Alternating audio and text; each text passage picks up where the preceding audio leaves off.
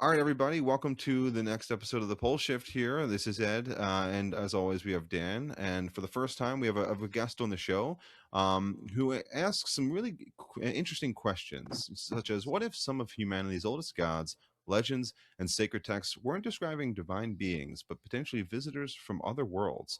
Today, like I said, we're joined with Antonio Alves to explore that possibility through his books, Gods or Civilizations from the Stars. Antonio, it's a pleasure to have you with us here. We definitely can't wait to dig into some of the information that you've studied, some of the information that you've researched, and some of the conclusions you've come to. But if I'm correct, a lot of this comes from a defining moment in your life that happened, if I'm correct, back in 1979. Yeah, they start like between 77, 78 when everything started. This is when I first time I saw something strange. I have 11, 12 years old. And at that age, at 11, 12, was there a lot of people in, if I'm correct, it was in Portugal. Was UFOs a topic of discussion or something that people No. Matter of fact, when I and my friend saw the light, we even doesn't know the word in Portuguese UFO because it's a government channel. It's just one channel that time, and we come from a fascist museum from 1974. There was the hand of the regime, and nothing come up. They still be a real taboo in Portugal, Yeah. because the religion is real strong over there. Because we have the famous sanctuary of Fatima, Mhm. and it's a real still strong, But everything changed that night. Can you tell us the story of that first experience? I was living with my parents, of course, in the small village, less than 1,000 people. And my parents, they still have a farm, a little farm. And I felt nothing happened, and the kids go outside at night, play, go in the club, and normal. They're still the same in all this year. Well, I tell a friend of mine named Alexander. He said, "Okay, we go dinner. This is winter time. After dinner, I go in your house and we go out." But there was the night, the real different. I was walking to his house and forgot walking. I must go between the olive trees. And that moment, I look up. The There must be like 7:30, 8 o'clock p.m. Winter time, and I saw that bright white light in the top of the olivers. It was so big. There must be about 5, 6 olive trees. I just looked at.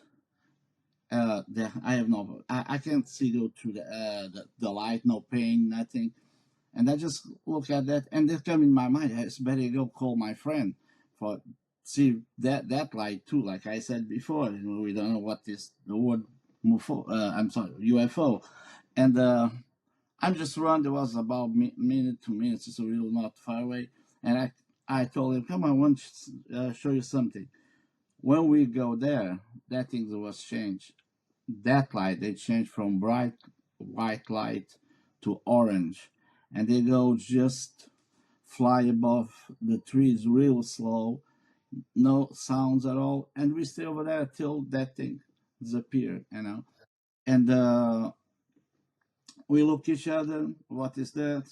No, the name for us. There was a light, and that's it. After about 2, 3 months, my friend they saw in the newspaper somebody saw in Spain a UFO, and from that day we start calling Portuguese ovni. We start calling the name for that light, and but after that night everything changed. They changed my life forever, and I start it's about astronomy. We talk about 11 years old kid about religions. Uh, I still have the paralyzed things, real strange voices. I still have the calls. I still have that. I must. I'm at home and I have that call in my mind. I must go walk into some place and stay over there, and everything everything changed. From that night, this is why I start take notes and for wrote the book. Hey everyone, real quick, if you're into the show, give us a like and subscribe. It helps us more than you think, and we'd really appreciate you hanging out with us. And now, back to the pole shift. So it was almost like this initial experience unlocked something where now you were, further exposed to this phenomenon in different ways. Is that Yeah, the way that yeah. you would put it? Everything. Matter of fact, when I saw the light and when I go back at night for my room, I have one theory. We talked that time about time. We have not. We have just one time. We have not future. We have not past. Everything happened in the present time, and this theory come now in the world of the UFO people.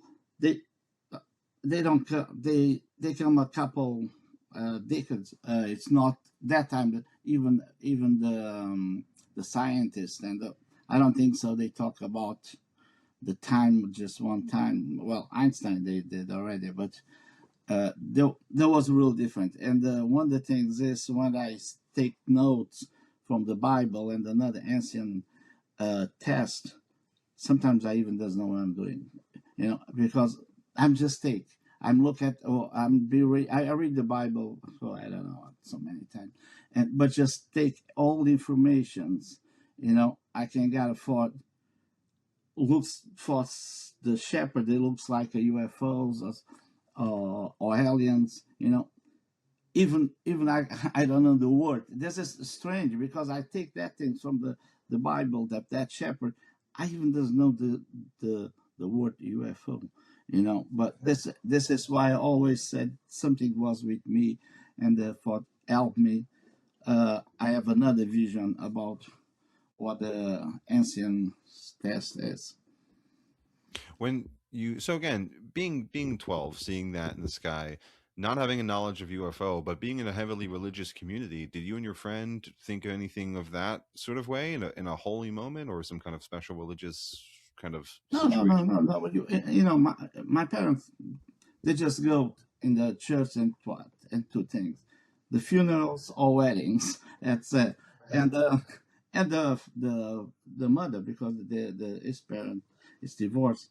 The mother, yeah, I don't think so. They should go in the church, And it's not like and it's like the Catholic surgeries, the most thing in Portugal in that time. Now we have so many different religion now in Portugal, but in that time there was, like I said, when you have a channel TV controlled by a government, everything is taboo and it's real hard for get some information. Another thing, uh, after that, there when I start see the things different. I remember going to school. I was in the 7th grade, and we have Sumerians, Egypts.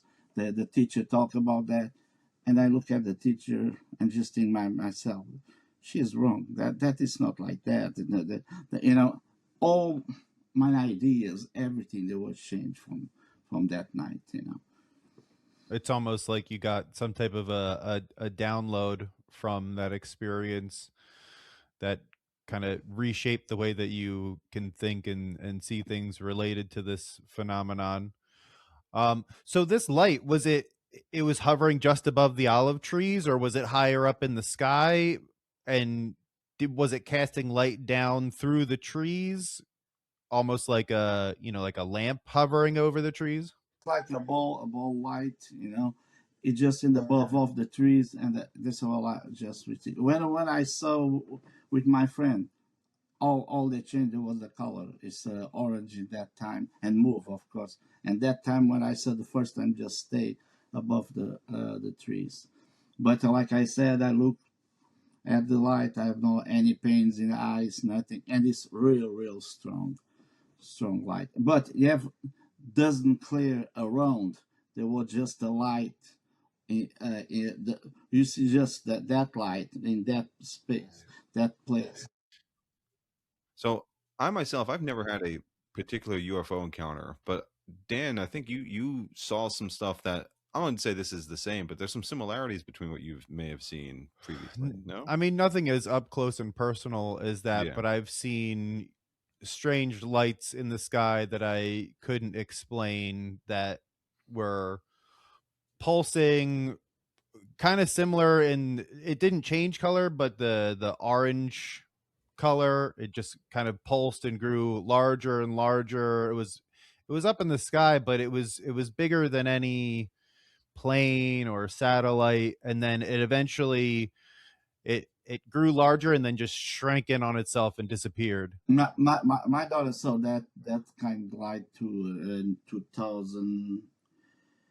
I don't know, 2000, maybe 12, something like that. Two different people from two different backgrounds, different parts of the world, two different upbringings are seeing a very strange situation with very similar sort of effects. I mean, it's just a very compelling thing that something like that happens to certain people at all, and and how it affects people in our lives. Because now we start questioning things, and people say questioning as a potentially as a troublemaking sort of thing, but it's not. It's seeking truth, which we as all human beings desperately want to seek.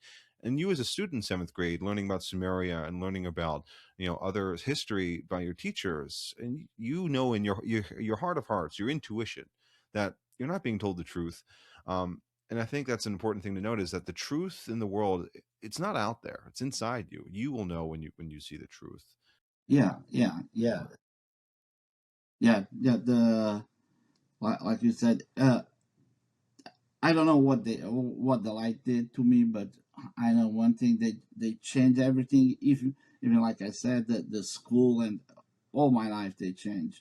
They go be and after that there come more things. I saw more things happen with me, and it's when I come the first time to United States, 1987. I was living in Connecticut State, and I met the group, the MUFO organizations, and this is when I start listing words, names for the things like missing time, Men in Black.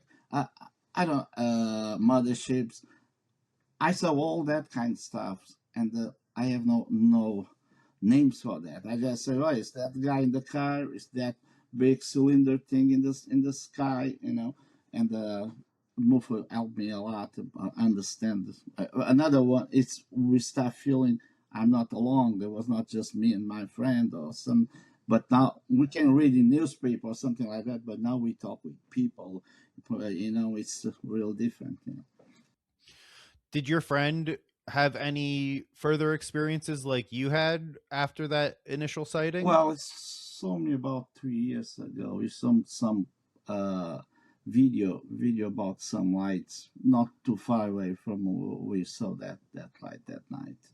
But But not such a profound change as what happened for you. no. Well, because it's a small village, and when we start talking about our experience, you know, and not too long because of the people left, they call lie kids to just lie, and we stop talking. But if somebody asks, because they saw the podcast and what I'm doing now and the books, this is the second book, and they ask him about that night, and he just told the people what we saw that night. But I, like what's happened with me, there was not like that. It's just curious. He saw the light, he told the story, and that's because what I think is when I saw the light, whatever that thing happened, I don't believe there was just for 1 second, 2 seconds, 1 minute, forever. I think that it will take more. And I believe, this is the first time I was missing time. I think for what was, you won't say, okay, now you go pick up some guy and we have a witness for you, pretty sure you not dream, and this will be your life forever, you know. So and that this is why it's different in me and him. I think it's that is a different. Have you had any instances where you may have felt like you were communicating with any of these Yeah, sort yeah, of? yeah, yeah, yeah, yeah. This they, this is easy for me because they happen so many times. You know, when it's funny because when we talk like that and I told the experience and the people listening and it's for us because this run in my family, the side of my mother, and for us talk about this subject. It's like you talk about soccer or some whatever. Whereas it's normal thing, you know. It's a normal thing in the family.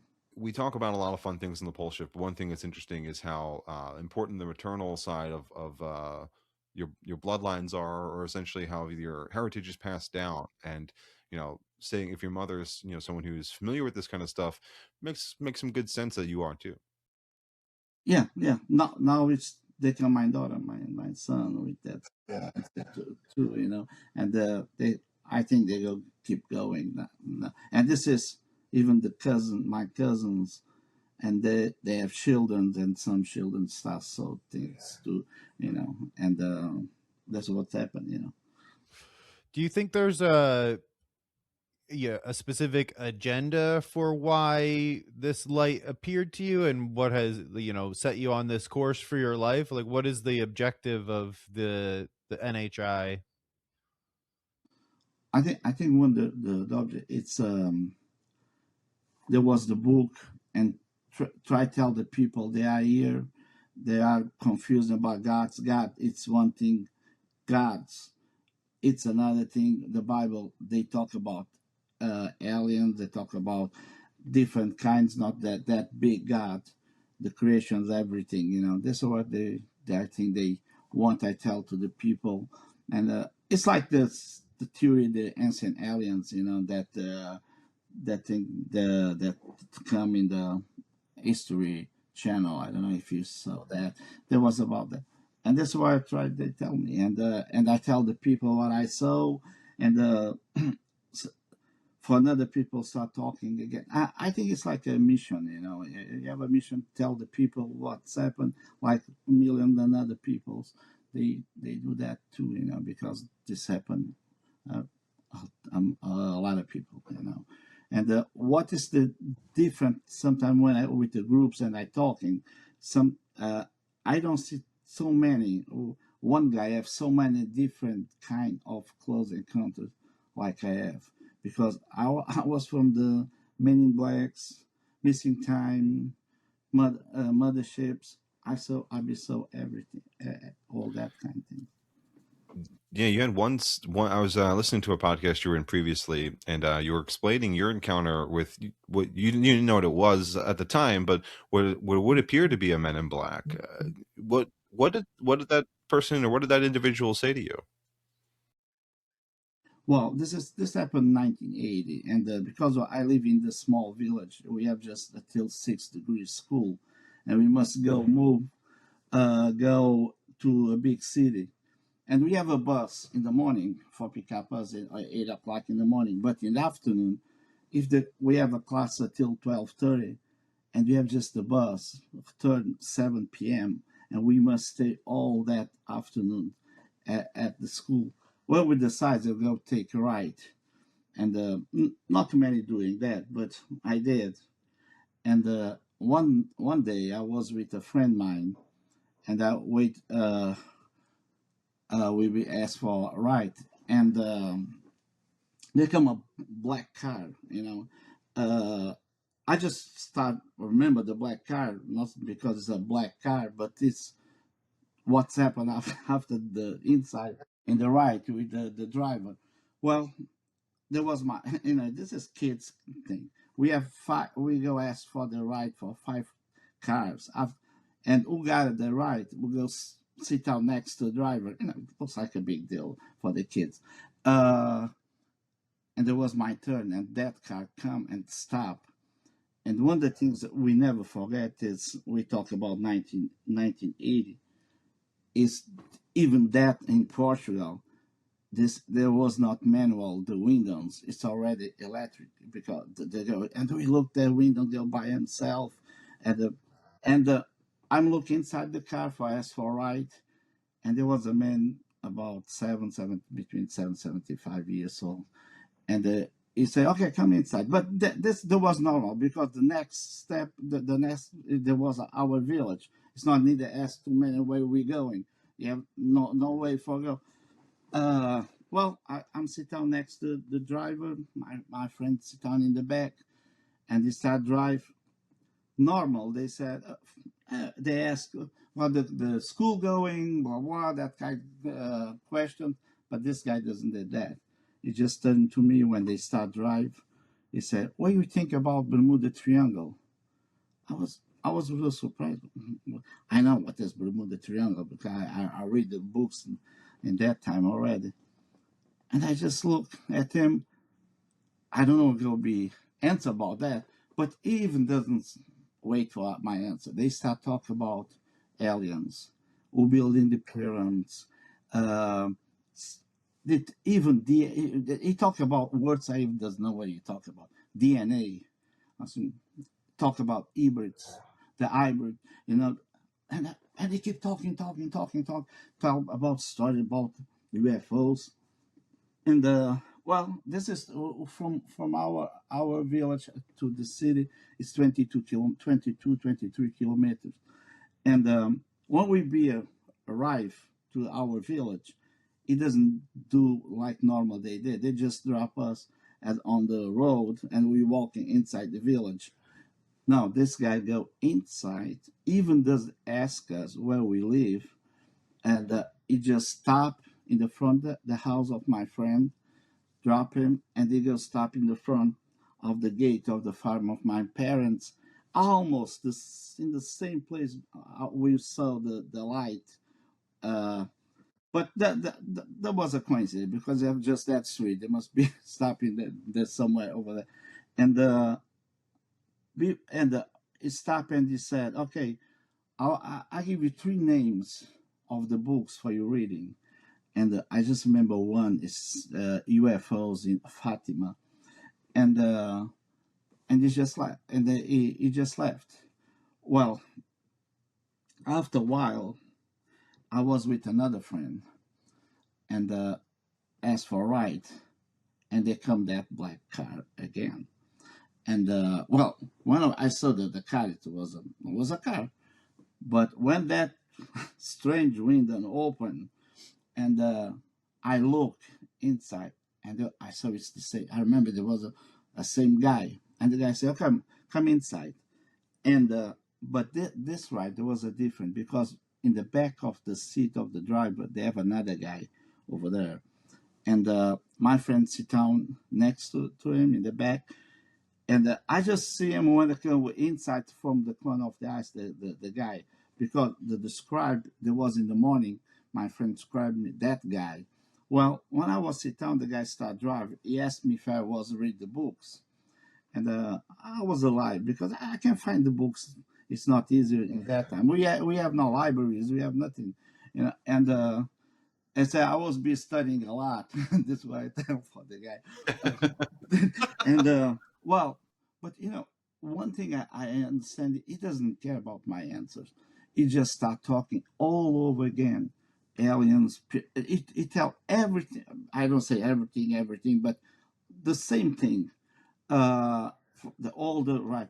Yes, he told me again DNA, hybrids, pyramids, the moon, the what, who was living in the moon, but all that kind of strange thing. I'm just listening.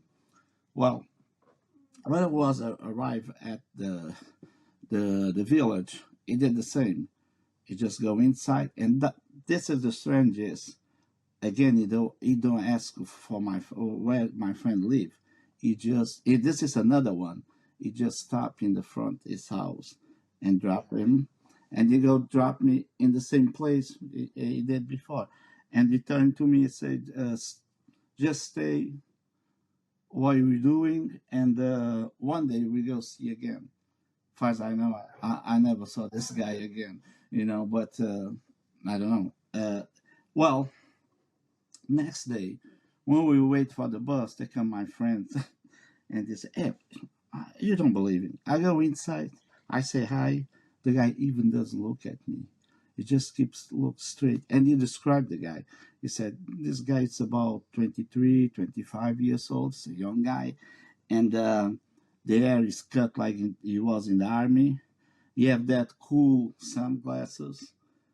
And one the strange thing is there was the face. The face is so white, like he described like a wax, it's so white.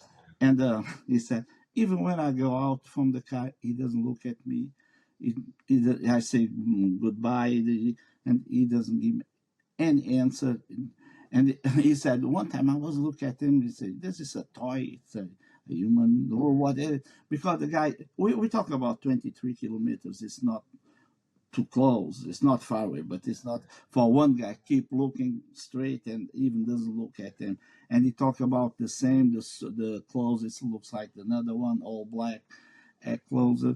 And, but this is he did describe. And it's funny, all these years, I never see him again, my friend. But and one day he called me and we said, okay, one day we go be have a dinner or something, but doesn't happen. And now I live here in the United States. It's hard. But we never talk again about that. What did the driver look like? Did he look like a local person who was from the area? Yeah. And the Portuguese, and I can't see any different. I can't see look at him as this guy must be immigrant or something. Nothing. It's a perfect Portuguese. Yeah, but the guy in the back, did he also look like someone from Portuguese or Portugal, or did he look like someone else? Yeah, it looks like well, except the faces. So it's a real different. There was different. What from my friend who is this normal? One guy go inside the car, another guy go look at him, say something. This guy even doesn't. He doesn't did nothing there. He just keeps straight. It look. It's art for a human being do that. Because we say we see a guy come inside the car and even doesn't look, just keep look straight. This is why my friend looked real good for him for say what is this a toy or forever the thing is, because doesn't move, doesn't do nothing, and that was a real strange. I wonder why in the first time you were picked up, it was just the driver who was, relatively normal looking. And then the second time there was this strange Men in Black, waxy looking person in the back seat. I wonder why it was different the second time. I don't know. I think the first time they must be prepared me for the second, and that this, now I'm inside this subject for a long time. I have century already. Uh, I don't know if it was just that right. There was take more time. We can have a missing time. Something can be happen between that city and the village. I don't know. We just remember that because I just remember the talking and how fast the car going and the things he told me. He has not time enough for told me everything he told me. And this is it's a conclusion. I just have that after, I don't know, 30, 40 years. This is where I got that conclusion, because he says so many things. They talk.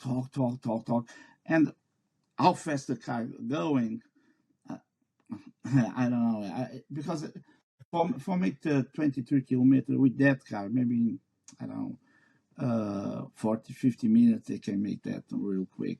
Do you remember how you felt at the time? Like, were you at all frightened by, this person spilling all this information, or did you feel calm? Yeah, I was calm because they was so surprised about the first question, Bermuda Triangle. After that, I'm just listening to the guy. And then, like I said, he doesn't care about my answer. He would do the question, but after right away he start talking about all kind of things.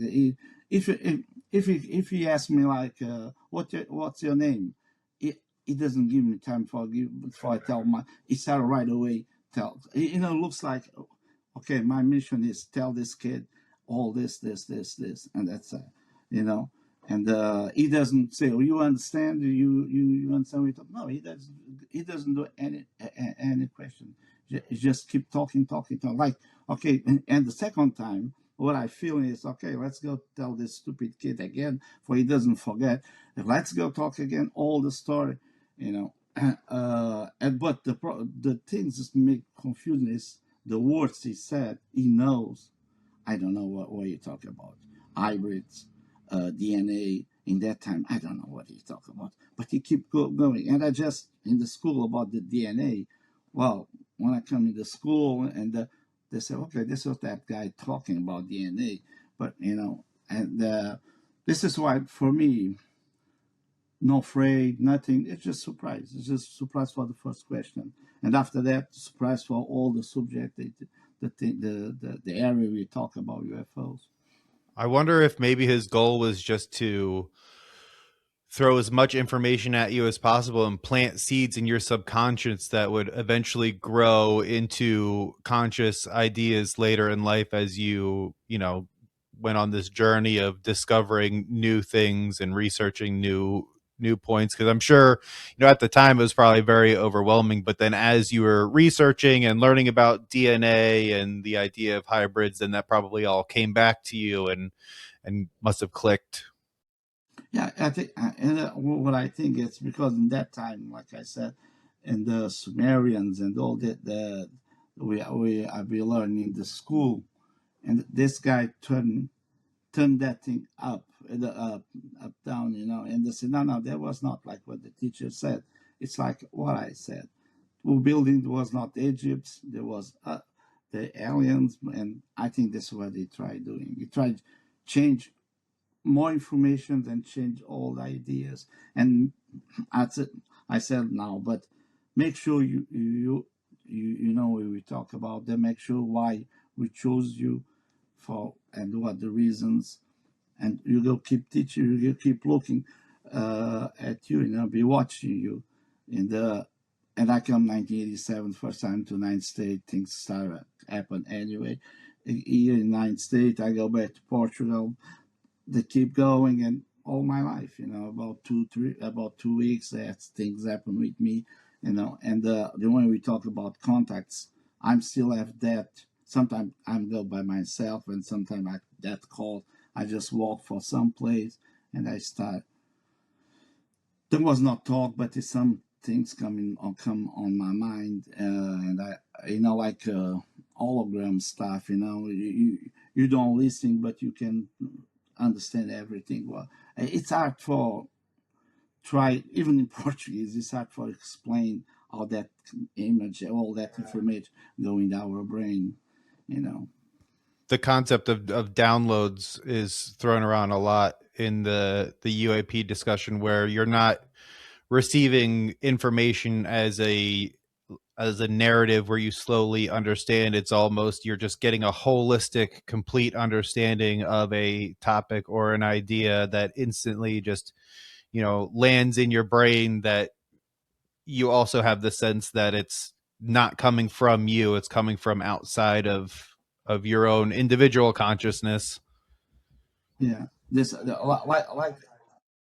like the way the word the calls. Just okay. Now we talk with you, but if I was at home alone and that thing come in my brain, say, okay, you must go in that place, and it's like where I was living in Portugal. We have a lot of cromlechs, the cromlechs and dolmens, and in that area, when we talk a lot, hundreds. It's not 110. It's 100, and always they give me that image. Okay, you must go in that place, and there was like a salting thing, places. It's like a religion stuff in the prehistory. And this one where they got it. And sometimes I'm go over there and stay like 45 minutes, 1 hour, nothing happened. I can tell you maybe 98% nothing happened. But you have one thing strange. After a while I was there, it always is at night. They never at day. It's always at night. And when I be there after, let's go make a example, half hour. and you start feeling. First, you feeling you are not alone. Something is with you that place, and after that, I don't know what's happened. You start feeling the same thing. You feel you must go that place. Now you go feel you must get out of here real quick. And even sometimes I have that feeling. Don't even look back. You're just walking or take the car forever. There was because it's three different places and two where I can walk, another one I must pick up the car and go in that place. And this is strange because I drive. It's not that kind of thing people can say, oh, maybe the guy goes sleeping or something or something. No, I pick up the car and I go there. And I stay the car, walk couple 2-3 minutes because the car can go in that place because it's always it's in nowhere, it's someplace nowhere, and you can listen nothing, nobody go over there. What is strange because if you stay 1 hour, stay 2 hours, nobody go. In that time I was there, I never have somebody go over there and say, hey, what are you doing or something. No, nobody go in that time, and I can explain, except I have just one really close encounter. One time, 2006, there was real different. I saw beans, and but another time, the most of the time, I don't see nothing. What did the beings look like during that specific close encounter? Oh, in that time, 2006, there was like shadows. Because the book come 2010 in Portuguese, and I got that call, and I go over there, and the strange thing, I look at the sky, and it looks like a strange sky. It's not normal sky, because I was walking, and I'm not astronomer, but I know some constellations, some stars, and I look at the sky. I can't see any constellations. I can know the constellation. After that, about 2 meters from me, I saw four shadows, and by the figure, they looks like the two great tall ones, the gray ones, and two the small ones. The gray ones is from, if you go tell from my left to right, they have the two tall ones and two small ones. I have with me always, and that time there was just the notes for the book because the book doesn't come out yet, and I just talk with them. I just point the books. This is real strange, but they happened on the floor and say, look, what I'm going doing with this. I be all my life be write this thing and take notes. Of course, it's not all 24 hours do that, of course, but I have a feeling the message they come from the left side, the tall one, and they come in my mind and say, "Don't worry, pretty soon this will come out, but before you go meet somebody, they go help you with the book." And that's it. When I look again, everything is gone. I look at the sky, and the sky is all normal. I can start see constellations I know, and I just go back. After a couple months, I met somebody that was be my now it's my ex-wife and this mother of my daughter, and I met her, and she helped me with the computer because I'm not big great things with the computer. You guys saw that today, and she helped me. She found that organization, APO, Association Portuguese UFO. She did all that, and the book come out like the same what that Sharon told me. And this is not the first time. Well, that was the first time because 2011 I got another close encounter, and tell me what will be happening in the future with me. And this was what happened. Well, if you go back 1981 about the mothership, I don't know if you want to talk about. Yeah, for sure. I'd love to hear about that.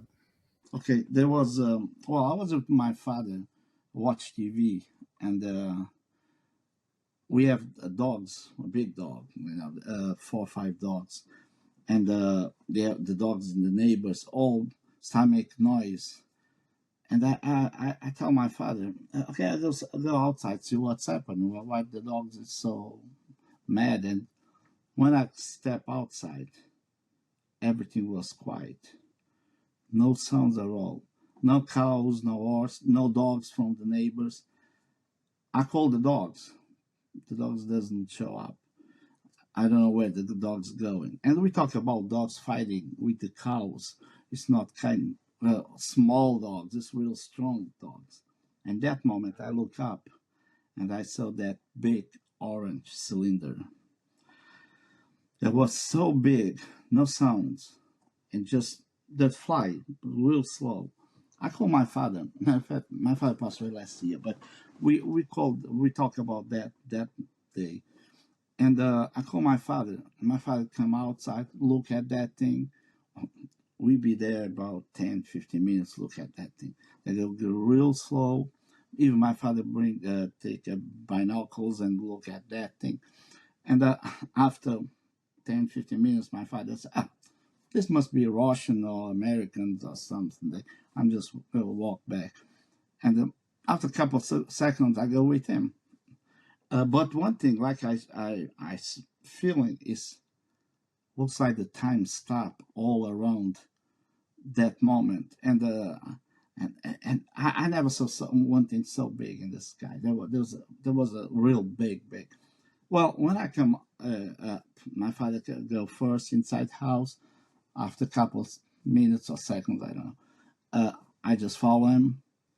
After minutes, all the dogs, if the neighbors and ours, all the start the life normal. And I come outside again. I look at the sky, and that thing, it's gone. I call the dogs. All the dogs come to me. The normal thing. The life can go back again. Do you think this was an instance where maybe time was stopped or messed with? Because in your first instance, when you met the beings, it seems like everything was still, you didn't see anything around you. Now in your own home, your farmstead or whatever the case is, you're not hearing any creatures, you're not seeing anything. It seems like things stopped for a moment. Because even when time stops, technically light stops traveling. If lights, if the could affect constellations to some extent, who knows?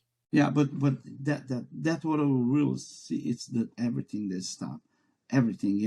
When I say I don't say the watch stop, but you don't listen any noise. You have noise any for cows, for horse. The dogs doesn't come. Even the dogs from the neighbors, everything, all the sounds stop. It's also, and I believe that thing was so big. I talked with my father about that. There can't be just us see that thing. I don't know that thing. There can be 100 planes inside that thing, because that thing, it was so big, so big. And what my father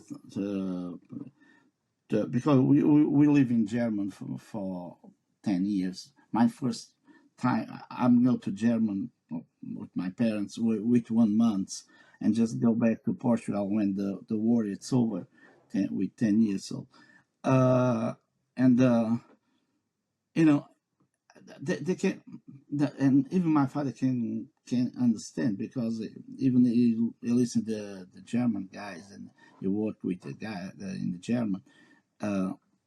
He don't understand. Matter of fact, he just say it was Russian or Americans, and that's it for him, and it's over.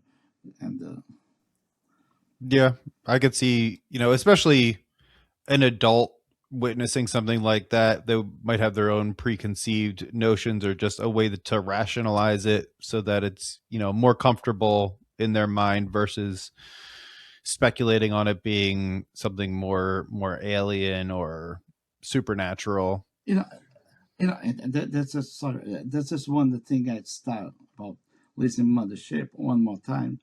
Just after 1987, 1987, when I come to the United States and enjoyed the MUFO. For me, I was believe my father. Well, there must be Russian Americans, and that's it. I just believe that. That's a common thing, though, that you'll see with other countries' military, like British people. UFO sightings they're seen over near the UK. A lot of the British armed forces or military, they always go, "Oh, that's likely the Americans just doing something we're not familiar with," because at this point, and again, this is what human beings do.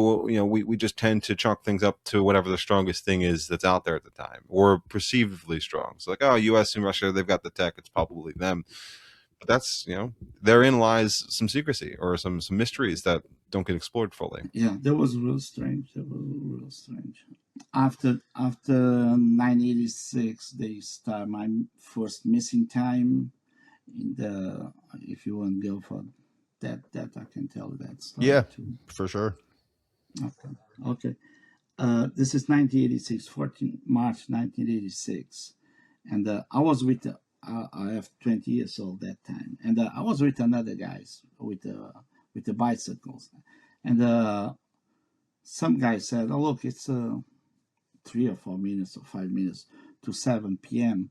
Okay, we'll go do is let's go home, got dinner, and after that we met in the club like normal, like they happened in 1986. Nothing. I'm sorry, 1978. Nothing changed, and I said okay, and I'm not far away from the gate of the farm of my parents, and when I go when I go inside the farm, I look up and I see that star, the red star, between red and orange. And I look, I say, it's normal, it's not that star, it's over there. What I do, I go around the farm and I stop in the road, and there was not star anymore, but that light just appeared and appeared across the road, another side. And I'm just looking. And they did that for 4 times. They appeared right, left, right, until it appeared. One thing is, when I look at the watch, there was 7:45. And I said, 7:45, I never listen about missing times. And I said, something is strange here. I'm go back again in the front of the gate, and I go for the same place. They take me less than 5 minutes to go get there by bicycle. And I never understand where this at least 35 minutes, half hour is gone, and this, but everything I sure about the time, because my friend tell me about what time it is when I go back to the farm, and there was of course when I came here and I started in the mood for listening about the missing time. Another missing time, 2018, there was with my daughter already. It was a Sunday, and we have dinner and my parents, and I go drive from my parents' house till my house, in another city. It was 29 kilometers, and we must go past between a small village. And what's happening is when I go start drive, I look at the watch of the car. There was 11 p.m. And I tell my daughter, oh, it's 11 p.m. It's not bad. And she look at the cell phone and say, oh yeah, it's 11 p.m. This is the last thing we talk about. After we was in the stop sign about half mile from home, and the car which I stopped. I was there stop, and I looked. Look, we are here already. And my daughter turned to me and said, "Where will be, Dad? Will you be talking?" Well, I don't remember talking about nothing. The way, and she asked me. I even remember we passed that in the middle of the village, and usually we stop in the small hill and talk about the school. We talk about the UFO stuff like that. And she said, "Well, we don't stop the hill like we normal doing." In that moment, I started understand too many questions. She has about 11, 12 years when this happened. And I changed the subject, and I just start talking about something else but she knows because she saw things already. And I remember I'm a slow driver, and I remember when we go far away, and she make like funny. Okay, I hope you got another ride like that night, because sorry, there was 2 people and don't understand. Still, we don't understand what's happened that night, And I care with the people say that if somebody can do that road in 12 minutes, I give you $10,000 if you can do that in 12 minutes, because it's totally impossible. We must really go slow because we have a lot of wild wild parks in that area. They have a lot of accidents. The people was dead in the motorcycles in that area, and we must real go slow. And another thing, we must go past inside that village, and that village have that big dump speeds, that bump speed. We must go real, and the two-person doesn't remember nothing, and there was, well, for me there was the missing time, something that must be happened over there. So was it that you traveled a long distance and didn't remember it, and it only took 12 minutes when normally it would take you a longer amount of time to get to Yeah, travel that right. distance? Yeah. That's very interesting, because usually it's like, you lose time at a longer amount of time has occurred for something that should have been of shorter duration, but this is the opposite. Yeah, this is of all time. That's what I'm going to be say, because the first one I'm missing that at least half hour, and like you said, you're right about that. The most of people said lost time, but this one was different. We the time they will be ahead, because we make something that is impossible. It's like you gain time. Yeah, that's right. And another thing I forget is really important. When we go out from that village, you see in your left side, you can see far away the lights from the city, and I just see the city half mile. We are half mile from our house. When we I don't know, when we start see the things, the life again. And there was two people. There was not just one. It's two people with the same feelings. That's very interesting. What do you have any theories about you lost time, gain time? Do you think it's that something is being done to you and your memory is being altered, or do you think it could be an effect of being close to a UFO and experiencing some type of a time effect that surrounds the craft? I think something in the missing time, something happened. I can prove that they take us or something like that, but there must be something. If this means if he's so advanced, they don't go just play. They must do something with us. What? Okay, let's go. That two guys now we go missing time for 12 minutes or something like that. No, I don't think so. I have some purpose about that. And like I said, this is not just me. A million people, I believe, have that missing times in the world, around the world. But they have a strange story. One day, the president of the EPO called me, and they said, and he called me, hey, come. They have a meetings every last Saturday of the month, and he said, okay, come, because it's famous Dr. Gilda de Mora. She's from Brazil, and she was worked with John Mack. I don't know if you guys know John Mack. The name sounds familiar. Yeah, they killed them a couple of years ago it's a real famous guy about the adoptees, and matter of fact, they make that study in the Zimbabwe child in the school. Oh yeah. Um, Yeah, that's a huge one. Yeah.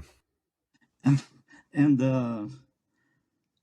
and I said, okay, I'm going. And she go talk about adoptees. I said, okay, it's fine. I'm going. All right, Saturday night, I was there and listening to her talking. This is the first time I saw Dr. Gilda de Mora, because later, 2019, she make me a regression section. We can talk about that too. Uh, and I listen to her, and they have a break after 2 hours. They have a break about 10, 15 minutes. And when I got walking outside the room, I got that unlocked memory. I call it unlocked memory. What I saw in that unlocked memory is I was walking inside of the ship, and I never forget that memory. I can tell you that this will happen, or just because we talk about adoptees, but I never forget that thing. And when I walk inside the ship, I walk with the two tall ones, gray ones, with me. And I passed in my right side, I passed one empty room.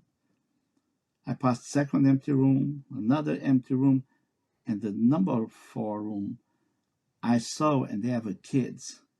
All the kids, they have like a rope, white rope, no shoes. I remember the floor, it's like between blue and gray. And all the kids look at me, and they have all kind age of kids, maybe till 18, 19 years old. All different race, all different race. And they have kids play with cubes. They were so, I think, I don't know if they use or not diapers, you know. And I just look, and I remember I saw, look at the girl. They must be 11, 12 years old. There was like American native, and I just look at the eyes, and she looked at me. You know, when we had feeling that, don't forget, this is unlocked memory. When you feel, I know this girl from somewhere, you know, and I just look at her, and I keep walking, and that's it. The unlocked memory, just gone. And when the section was over, and the meeting, and I was going to drive with my ex-wife, and I start think this in my mind, especially the girl.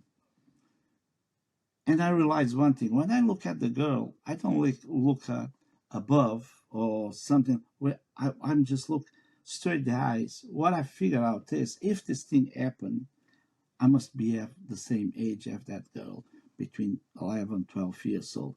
If this thing happened, you Oh, because understand? you were the This, same height. Oh wow. that's right, you know. And Yeah.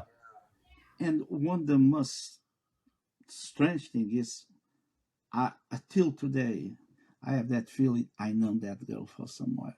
I know that, and I have that feeling. The girl, that they feel the same thing about me, you know. But like I said, this was just unlocked memory, you know. That's very interesting, especially because, you mentioned she looked Native American. That wouldn't be someone you would normally run into in, a small village in Portugal. It would be, it's kind of, I wonder if it could be someone in your future that you're, going to eventually meet. And this is, another effect of time being, not a linear thing. Well, I don't know if you guys know that series, Steven Spielberg, The Taken. I don't know if you saw Yeah, I've that. watched some of it. Yeah. Yeah, okay. And from that series, I take some conclusions about that. This is just theory, of course. Uh, Maybe when I got one day, one night, whatever, I got adopted, if the girl was there already before that unlocked memory. And this is why I remember that girl. This is just a theory. This is it's nothing else more. But it's just, this is what after that, I was thinking, after that meeting, I was thinking about that, something must be a relationship with that girl. And they have another thing. When I was living in German, kid, I always, my dream is come to United States, but it's not come to United States work or something like that, because I know I have some mission, and I know I belong another times or forever in some place. And I was living in Connecticut for 12 years and 9 months, and always I feel that is not the right place here in the United States. There was be something else. In 2019, when there was a COVID, I was drive from Utah, Colorado, New Mexico, Nevada. We be with my son. We drive all that for 1 month, all that states, and I figure out the place.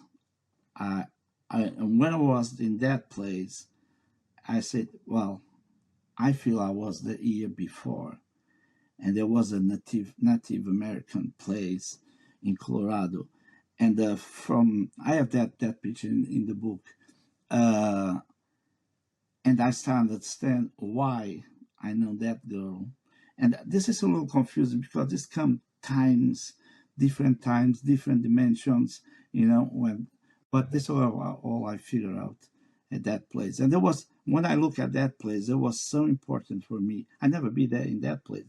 I was just there for 3 days. It's supposed one day, but I tell my son, let's go stay here tomorrow. We come back. I was there for 3 times, saw all that ruins place, and every time I was there in that 3 days, I feel I was belong that place. I don't know, another time, another dimensions. I don't know, and it was strange, and I still understand why. Even when I have 3, 4, 5 years, so I live in Germany, why I always want to go to United States, and and with kid, I never want to go to United States because I want to go work or something like that. No, they have one reason. And after I was there, that place, I just feel okay, it's done. I understand now why I want to come to United States.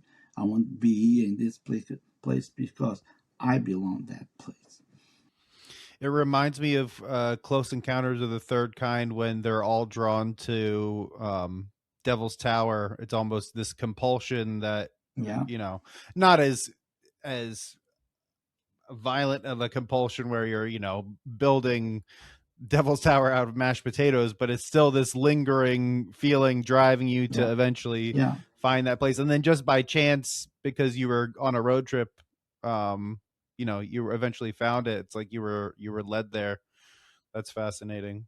And I can tell the place is in Mesa Verde, it's in Chacon Canyon, and the long time ago there was the Anasazi people living over there, and it's funny because I was in the top, and all that the river, well it's not have no water now, but in the walls of the mountains they building all that houses.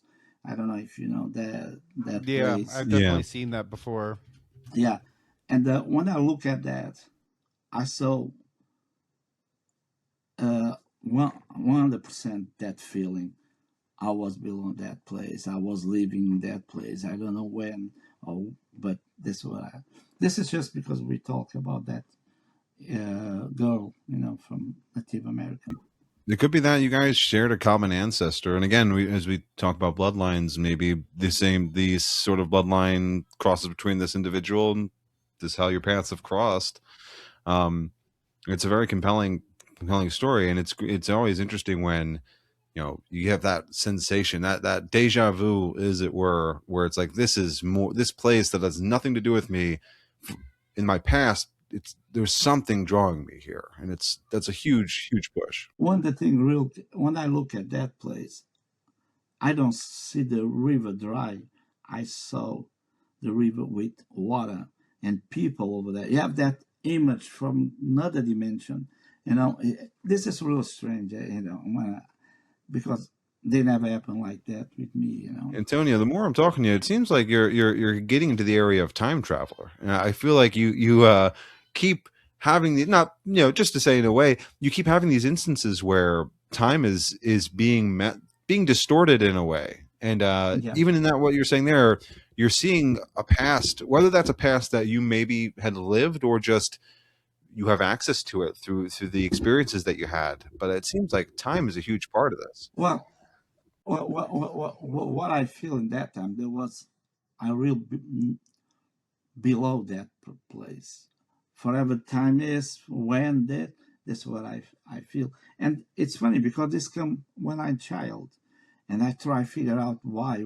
And I was, like I said, I was in Connecticut, and I was feeling no, it's not that place. It's another place that I'm not supposed to be in here. I don't know. Have you ever considered doing hypnotic regressions to maybe unlock some memories from? I did in 2019 with the Dr. Gilda de Mora, and the regression come a real surprise to me because I have afraid of snakes. A lot of people have afraid of snakes, and I always said there must be connect with grace and the and with another kind of aliens. But the surprise because The reptilians? yeah, that's right. But there was not that. When the regression come, the show, I was inside the ship. I was on the table, and next to my head there was the two small gray ones, and a little far away. This is what I saw in the mine section. I saw two tall ones, and that moment, I know they have a window in my right side, and they have a big light in the top.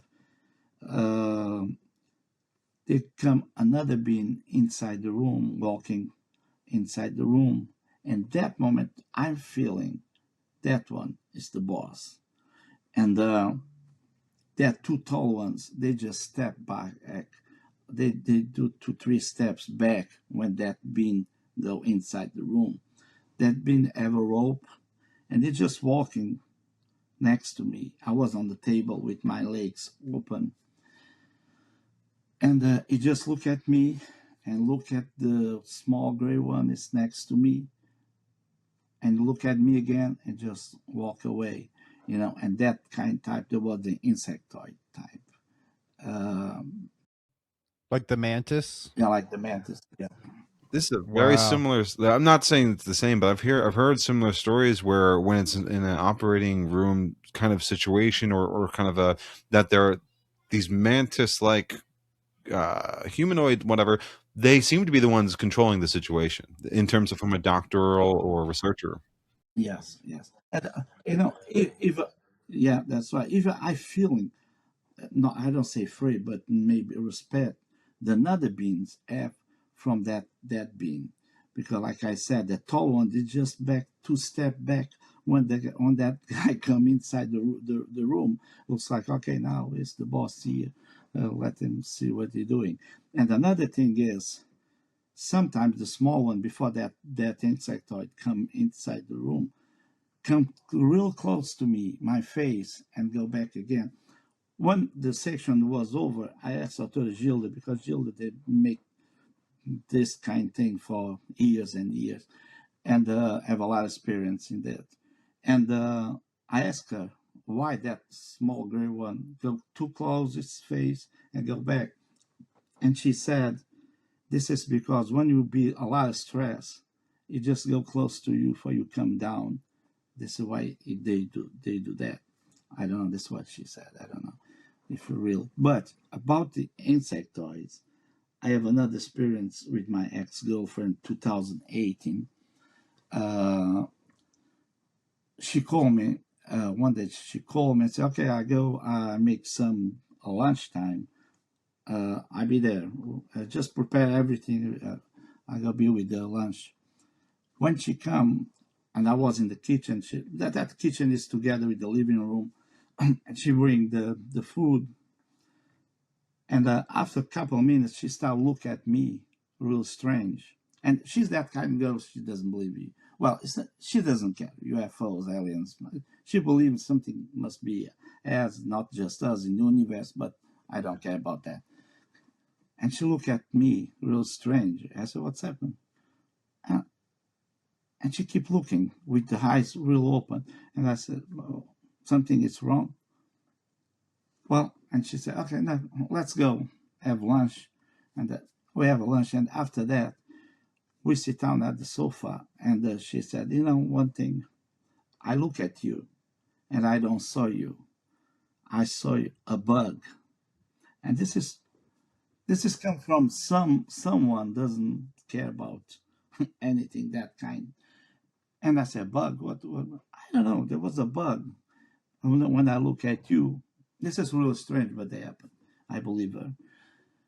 And I got my cell phone and I go show her pictures from aliens, because she doesn't care about shit.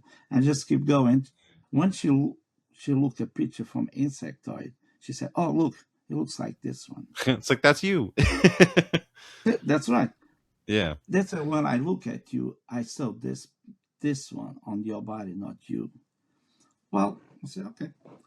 The things passed. After a while, we was in the bed, and she looked at me, opened the eyes again, and she was sick in that time because she has cancer. And she said, okay, I'm not feel well. I must just go to the kitchen, drink some water. But I know there was something strange happened. I just follow her. And she said, "You remember the last time in the kitchen I saw a bug?" He said, when I look at you, I saw that bug." She still called a bug.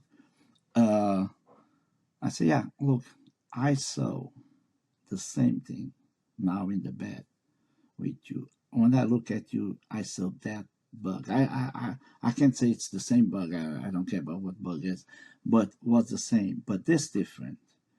I got a message so deep and so paining in my brain. The message is, you must leave this guy alone." This was the message. Well, we don't break up because we break up because it's ill. She come real sick. That was different. Uh, that's what she said, and I said, and that time she said it's this. She doesn't say it's the same bug, but it looks like the same bug that she saw in that time. But she said the pain. The pain was so hard in the brain, and the eyes so big.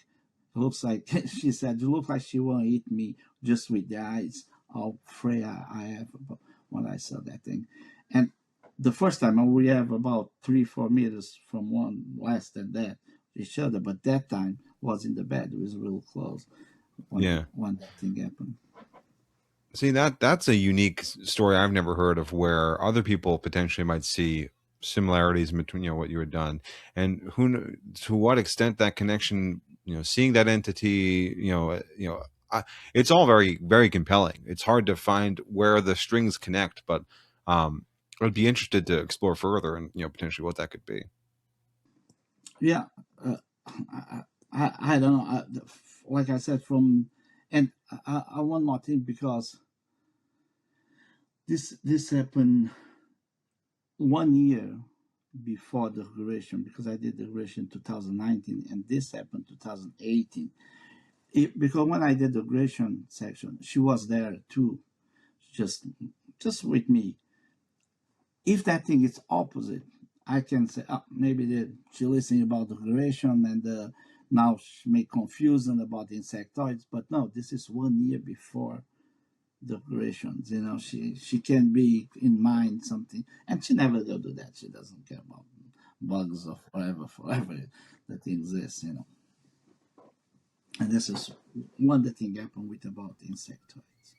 Yeah, a lot of what you're saying, it brings questions in my mind. Is it that maybe that aliens, UFOs, whatever the case might be, maybe that they are more prevalent than we'd think, and just some people have the ability to see past the distortions or see them. You know what I mean? Like, more or less a gene that's expressed for us to be able to, I guess, see things in a bit more of a clear way. You know what I mean? Because it seems like things that happen to you kind of affect and happen to other people as well, or in the instance there. Yeah, it's funny one thing, because when the people come too close, like my ex-wives or some close friends, they start see things too. Because my ex-girlfriend just don't see the bugs; they saw shadows too at home. And after we break out, and I come to United States, matter of fact, she called me yesterday. She called me almost 2-3 days, so a week, and the thing stopped. She never go see anything more after we break up. And this happened with my wife, and this happened with some close friends.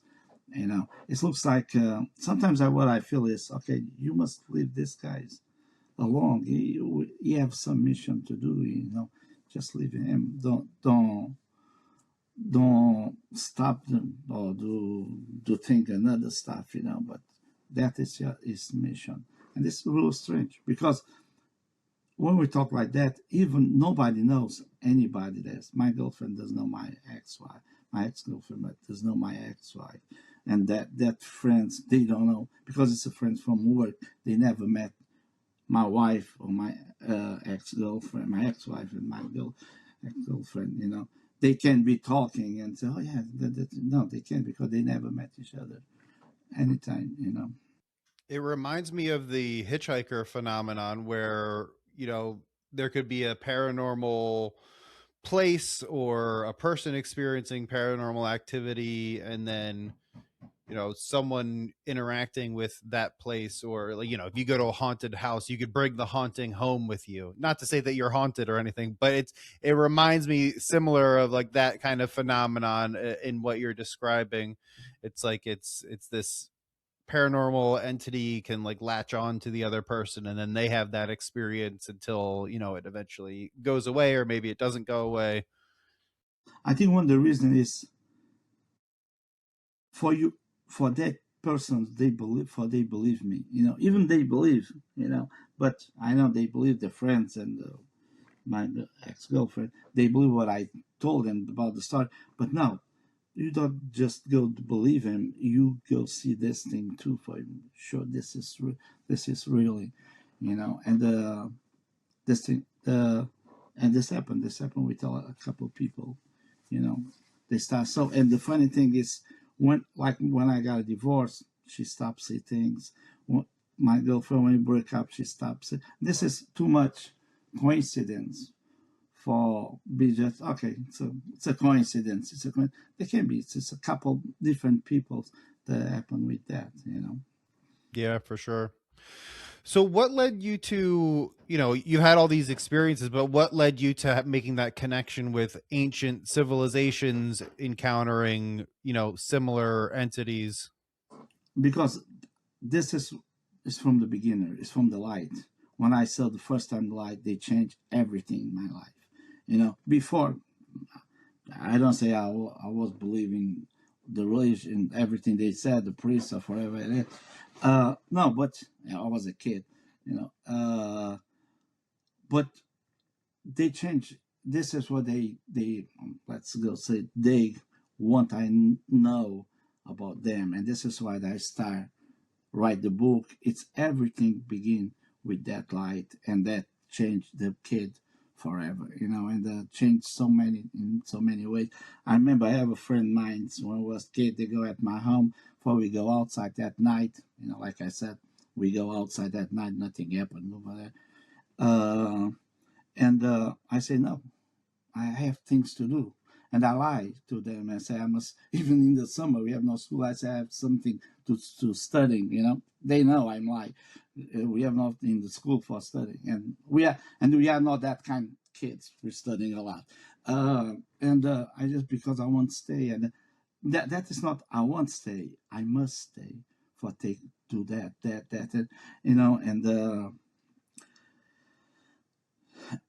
and everything they will be different. I remember I talked with Jehovah Witness. I talked with the Mormons people, and nothing changed. What's happened that night? They go in my brain, and nothing can change. If my son one day asked me like that, if one day they prove all you say about aliens and it's all wrong, and I say they must prove a lot, because a lot of things happen in my life. They must have a big for proof. There must be a real big thing. This is not. I told them, if they come to me and say, look, we have that mothership about 55, 60 years ago. We have that thing. I said, okay. But this is not just the mothership. All you guys did with the time stop in that moment and all that, you guys have all that about all these years ago. This happened in 1981. I don't say the Americans, the Russians, forever have that technology. Okay, there can be that things happen in Roswell. There can be that. But why we don't tell the people, all kind of that, and how they go explain me the light changed me at night, because this thing I saw that light at night. The next day I start read the Bible, and this is not that kind of things the kids doing, special. We never go in the church, like I said, in my parents or parents, the friends of my dad. It's a village.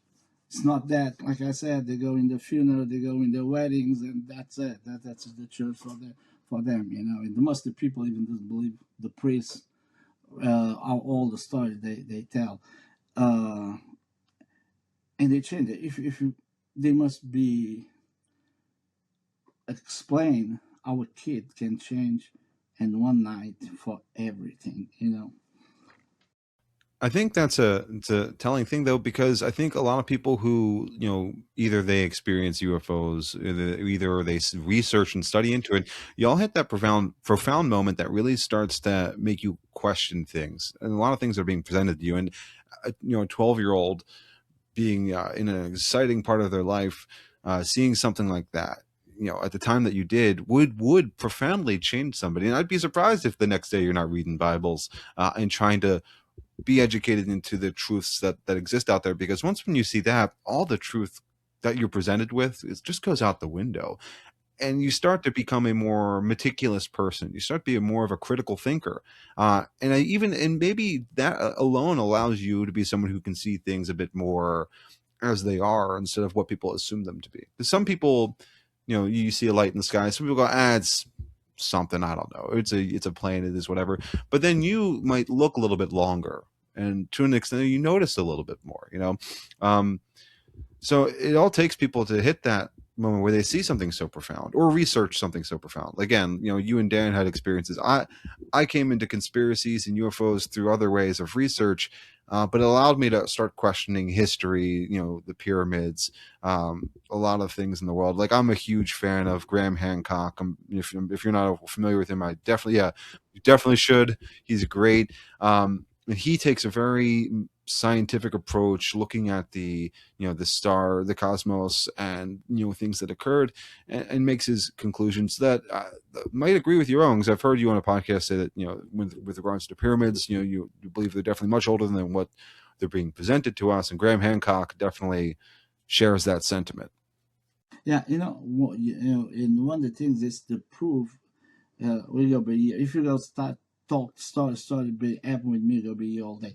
But you know, one day the first book they come October 2nd, 2010. I'm not gonna tell this is just why you see this impossible that something must happen in my life. We came missing that, and I take the book October 11, 9 days after the book come out, in some special place where usually they call me for go over there. Nothing happened most of the time, and I was there with the book. Now it's the book, and I look at the sky and ask, now what am I doing with the book? This is 2010, and then they don't take too long. I have messenger. At first, I start feeling I'm not alone anymore. Something is around me, and and after that, I have three messages about the future. The first message, it's the book. They will be touched in the four corners of the planet. Well, like a human being, you go think, well, that must be a bestseller or something. But the book is not for money. I have my book in the Instagram. Everybody can take the book free. I don't want to take money from the book. The book is my mission, and this is the first message. It's the book will be touched in the four corners of the planet.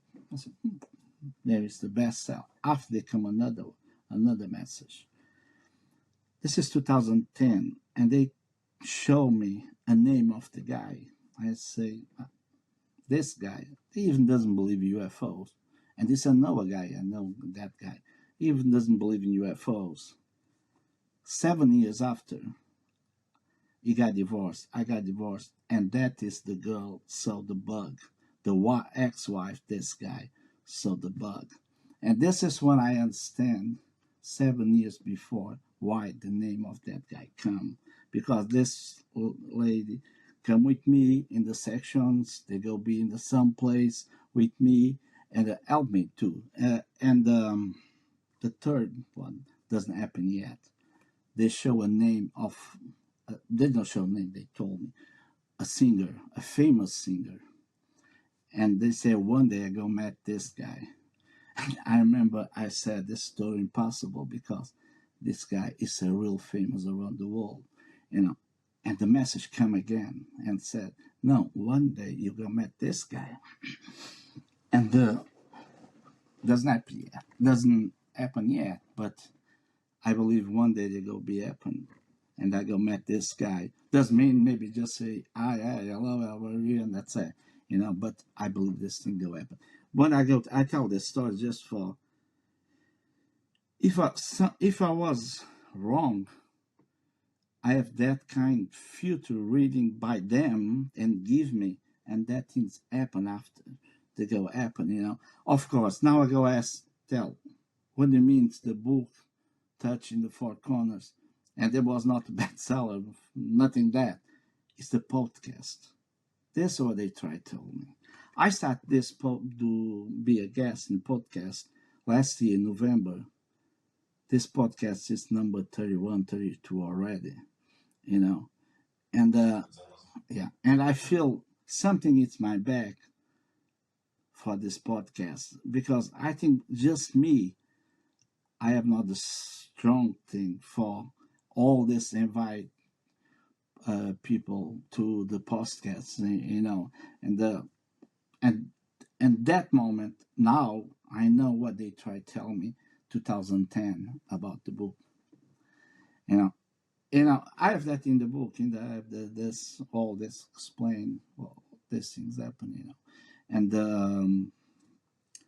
well, that's just will be my life. Well, every time, and the funny thing is, the most of the time is all changed. The thing is not the same all the time. It's like I say, okay, I saw that light. After 1 year, I saw that light. No, the things all the time, except that calls, it's a different thing. I remember 2021, I was in the bed. I turned the light off, and I go to sleep. And they come, I don't know if you guys listen about these small spheres. And they come, the one red sphere, they go through the wall. And we talk about concrete walls, not the wood wall. Go and they stop next to my bed. After that, they come another one next, and they stop next to another, and they come another one, 3. And what they're doing, they just, all 3 together, they go around my bed, they go up, down, go around again, and all 3 together just go through the wall and just go on. This happened in 2021. And it's funny because one day I was talking about that with my family, the site of my mother. And my aunt turned to me, this happened with us all the time when we was kids. And he turned to my uncle. You remember, Manuel? You see that lights come from the walls and come from the ceiling and dance around us. And my mother started to tell the same. They saw that that is not new for my family. That lights come through the walls and just be. And I remember my uncle said the maneuver they did so fast. He surprised nobody. Any lights crush each other, but they make that maneuver so well. And my aunt said it looks like somebody go cold, and all the lights go back again, go through the walls or to the ceiling and just leaving. And this my uncle have almost 80s, and he talked about when he was 7, 8 years old when these things happen, And they live in one place. They have no light. It's with the candles and stuff like that. And they can make the people can. They must be a short circuit or something like that. Something with the lights. No, they have no lights. Not if there's no electricity. No electricity in that room in that time. They use the candles at night. There can be a mistake about the electricity. Do you have any thoughts on what the purpose of the orbs appearing to you and previous generations of your family? What the goal of the orbs is? Is it just? I think it's some drones and just check us, and I think they go. I think they want to try to take some information, not from our body, but from I call energy for the spirit. because the people, when we talk about aliens, a lot of people take aliens is one thing, spirits is another thing, but you can take together aliens and spirits too in the spirits. I have experience. I don't remember. There was 2000 something. They go with spirits and aliens in the same time, and I tell it's there was the feeling, the most peaceful I have in all my life. I was going to the chrome-like place. I was that cold, and I go in the chrome-like place, and I was just over there and look at the sky. Because the sky where I live in Portugal, I don't know if you guys be in Sedona, and there was looks like the same. It's so beautiful that sky. I was there in Sedona, Arizona, and I look at the sky. And that moment, I saw a shadow not far away from me. It's about 3-4 shadows, about 3-4 meters from me. And when I look a little far away, I saw somebody was dead for a couple of years, sit down on one of the stones of the chrome-like plates. Well, the stone is not up; it's horizontal. It's not vertical. And around there, they have that yellow light. And I looked at shadows from one side, from aliens. I know it's from aliens part. And I saw that human being. I know what she was dead a while. And that moment, I feel so peaceful because we are in 2 different dimensions plus mine. The aliens dimensions, that people, spirit people, and me. But that just takes for seconds. After that, everything come dark. It was at night. Everything come dark again. And that moment, I start feeling you must get out of here real quick. You can't stay here. And that was the first time I was feeling, for the best time, peaceful I have in my life for seconds. And they go change 100% for that real fray. I just pick up the car and just drive away from that place. But because there was real different, you must go, you must go. Oh. And when I go drive from my mirror, I can still see that shadows that was stand between the stones. I talk with you and I see that image. And of course, I was there again, and the another nights, and nothing happened anymore. We just thought because that when the people talk about UFOs or talk about spirits, no, they have all the things relation with each another. It makes me wonder because it sounds like the force or the entities who have interacted with you and provided these downloads and put you on this path, if not benevolent, they seem at least like neutral. But then maybe there could be another force, an opposing force or a negative force that you're getting these downloads to steer you away from interacting with something that could be more harmful. I wonder if that's something that's going on. What I feel is when they told me just get out of the place in Portuguese, I think it's for nothing happen. There must be something go happen that after that. I don't know, portals or something, and they don't want nothing happen to me. That's why they warned me, say get out of here real fast, because I don't see why they go tell me, okay, get out of here fast, or something like that. No, they know I'm going. I'm not going to stay over there for forever. Yeah.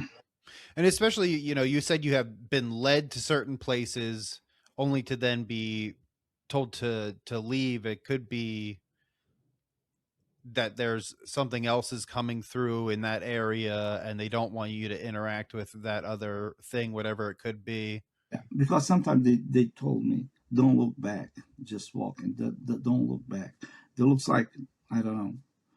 if something go happen at that time. And what the confusion is, they don't have the control what the things go happen next. That's why they'll be asked, because they have. It looks like they have so care about that human being. You must get out of here, right now. I don't know. I don't know because I never stay. I just walk away. Yeah. I wonder if there's a connection between geographic location and connectivity. Like you have to go to a certain geographic location at a certain time to receive a download because there's some type of geometry involved Yeah. whereby they can communicate from either their plane of existence, their dimension, or even just their location in space to interact with your consciousness. And that's why you're being led to these locations, and then it's like, all right, now get out of here because something else might interact with you. We don't want to interacting with you, or something else is arriving to now have that interaction. Because one of the funny thing is, on the 3 places usually they call me, one of them I passed from that place and I'm go to another place because I know it's not that tonight, because it is happen at night all the time. It's different place. I passed that place. If it's like like imagine this things, I'm gonna stop in the first place. There was a close, no, but I know it's not that one tonight. Tonight it's in another place. It's a different place. It's like they're sending you to different phone booths that are ringing, and you're like, okay, so this phone booth isn't ringing. It's this other one across town that's ringing. Go answer it. All right, now hang up and leave because someone else is about to get a call, and we don't want you two running into each other. Yeah, there must be, or they prepare for that place, and there must something go happen in that place that time. I don't know. Like I said, 95 or 98%, nothing. That's far I know, nothing happened. You just stay over there, look at the sky, and but sometimes happen. But that words, get out of here. It's time to go. This happen all the time. That if they call, and of course sometimes I go by myself. I got any calls, I just go and I go. I like stay over there. I feel well. I feel fine be over there, but not without call. And of course, nothing happened too, but I just stay over there. Sometimes I take friends. My daughter go over there. One day, in that place, I saw that I got that 3 message. It's that stones, and they have another stone called dolmens. They have a lot in Europe that kind. They said the Celtic people, the pagan, they did that. Similar henges like you see in Stonehenge, right? Yeah. And one day, I was with my daughter over there, and my son called me from here, and I got a phone, and I talked with him, and I'm that kind of guy. I like walking when I was in the phone. I just keep walking back, and my daughter was stay right in the front that thing where it looks like a house and they have an entrance. And when I come back with a phone call, my daughter said, "Okay, I don't want to stay here anymore." I said, "Why?" Because she like go in that place. "I don't want to stay here anymore." I said, "Okay." This happened to, I just looked now, 2018. I said, "Okay, 2018, she has 11 years old that time. Okay, just go." When I drive to home, she said, "Can you just pull over? I want to talk with you about something happened." And she said, "Look, when you talk with my brother and you go a little far away from the place, that dolmen, I look inside that thing and I saw a light.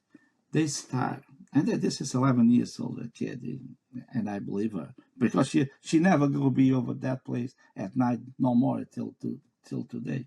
She is so afraid about that. And she saw a small light right in the middle, and they start be bigger, and cover all inside that place. And she said, "I look back, if it was it's a car or something, but that is a ranch. They have no roads in that place that way."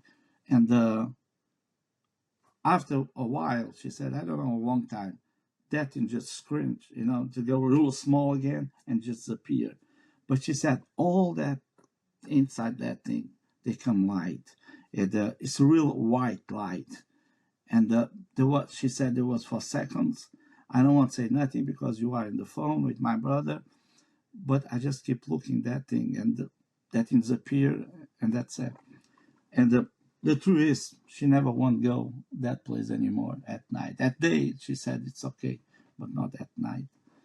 And there was that place. I got that message about the book, and it was a real special place. Matter of fact, I found the stone. I have that stone at the home.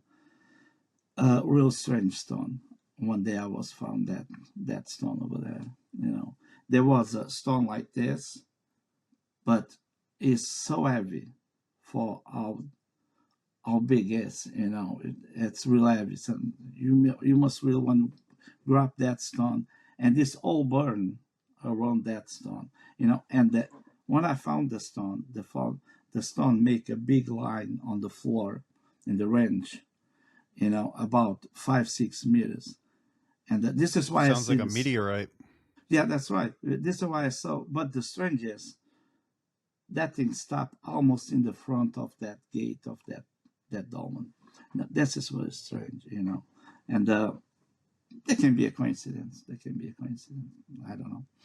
Have you had to analyze to see what the material is? No, but one thing, every time I go to the airport, go to Portugal, they take the thing come in the machine, and I must go pull over, and they go and see what everything is inside the bag, because all the time they change the the computer for everything when they passed through the security airport all the time.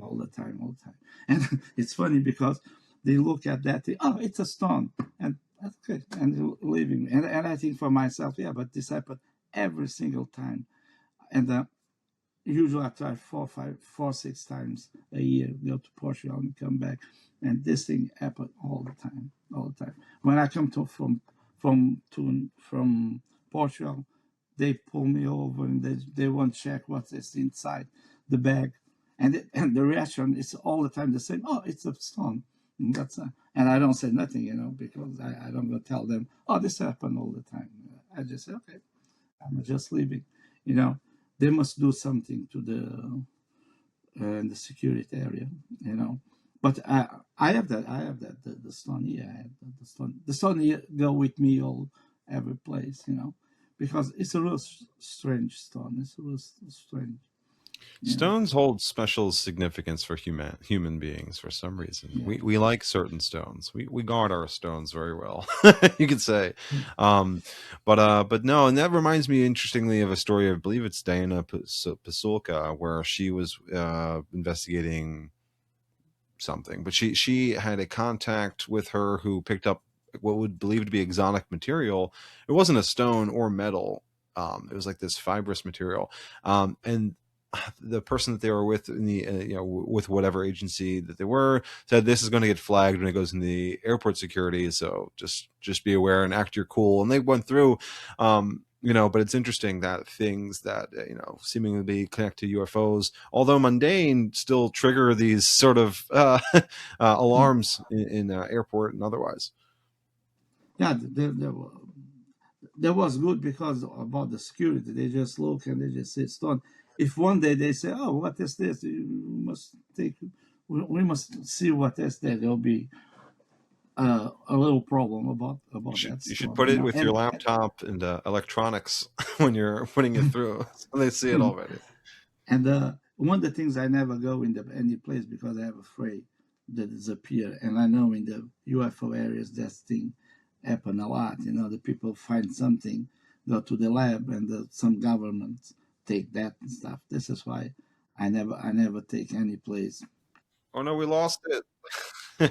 We can't give it back to you. Sorry. Oh yeah, that's the excuse. Just lost, and just disappear. That's very interesting. I mean, just the fact that it was, clearly a meteorite with the scorch mark on the ground at the exact place where you would go to receive downloads and whatnot it's a synchronicity that can't be ignored. And one of the things real strange is they have a lot of trees. And I was there with a friend of mine and see the angle of the stone can be. They can, before they go touch in the floor on the floor, they must touch in the trees, and we can't find anything. They'll be broken, some branch, something like nothing. And one of them, there was really in the big tree. They must be go through that tree, but it's totally impossible. And because we be studying the directions they must become, and and we see a line. We don't see if it was drop a stone. The stone when touch on the floor doesn't go make a line. They just go rolling all and there was real strange that stone. It would have been at least self-assuring for you if you saw like a Looney Tune sized hole in a tree far off where this meteor shot right on Yeah, but through. we talk the tree. We talk the tree real big. It's when they touch that. If it was a meteorite, they go be burned too. Possible to be nothing. And the line that thing make, and we make all the studying about that. It's impossible. It's impossible that there must be come from some place, not from the sky. And I don't know. I can't explain. And if you go, if that time, if you go take some special for just, they go figure out the same because there's so many trees. It's almost impossible. They don't. The storm doesn't eat any tree and stop over there, And then we talk about, we don't talk about kill cows because they have a lot of cows too over there. No, but we just studying the trees and even me and my friend, and they said it's impossible where this storm can come through for stop over there, and they stop like a break, in the end of the line they have something. The line they go more deeper until the stone, and they're gonna be like this, and in the end of that they're gonna be like this, and looks like they lose power when they stop when they touch the floor, Yeah, that's That's crazy compelling to think. I mean, because is it that this landed, before the trees even grew, or how else would this have done that? no. After The trees have 100 years or more. This is so yeah. It's a ranch. This is another thing because even the ones that doesn't go over there. The cows, it's free in the ranch. Just walk eating. It's normal. And we just go that place because we can, because the Portugal have a law. Everything is history. You can go. The if it is in the middle of the ranch, if you won't go, the owners of the ranch, they must let you go. Of course, they can ask you if you go steal something like that. They go maybe check that, but they must go because this is the law.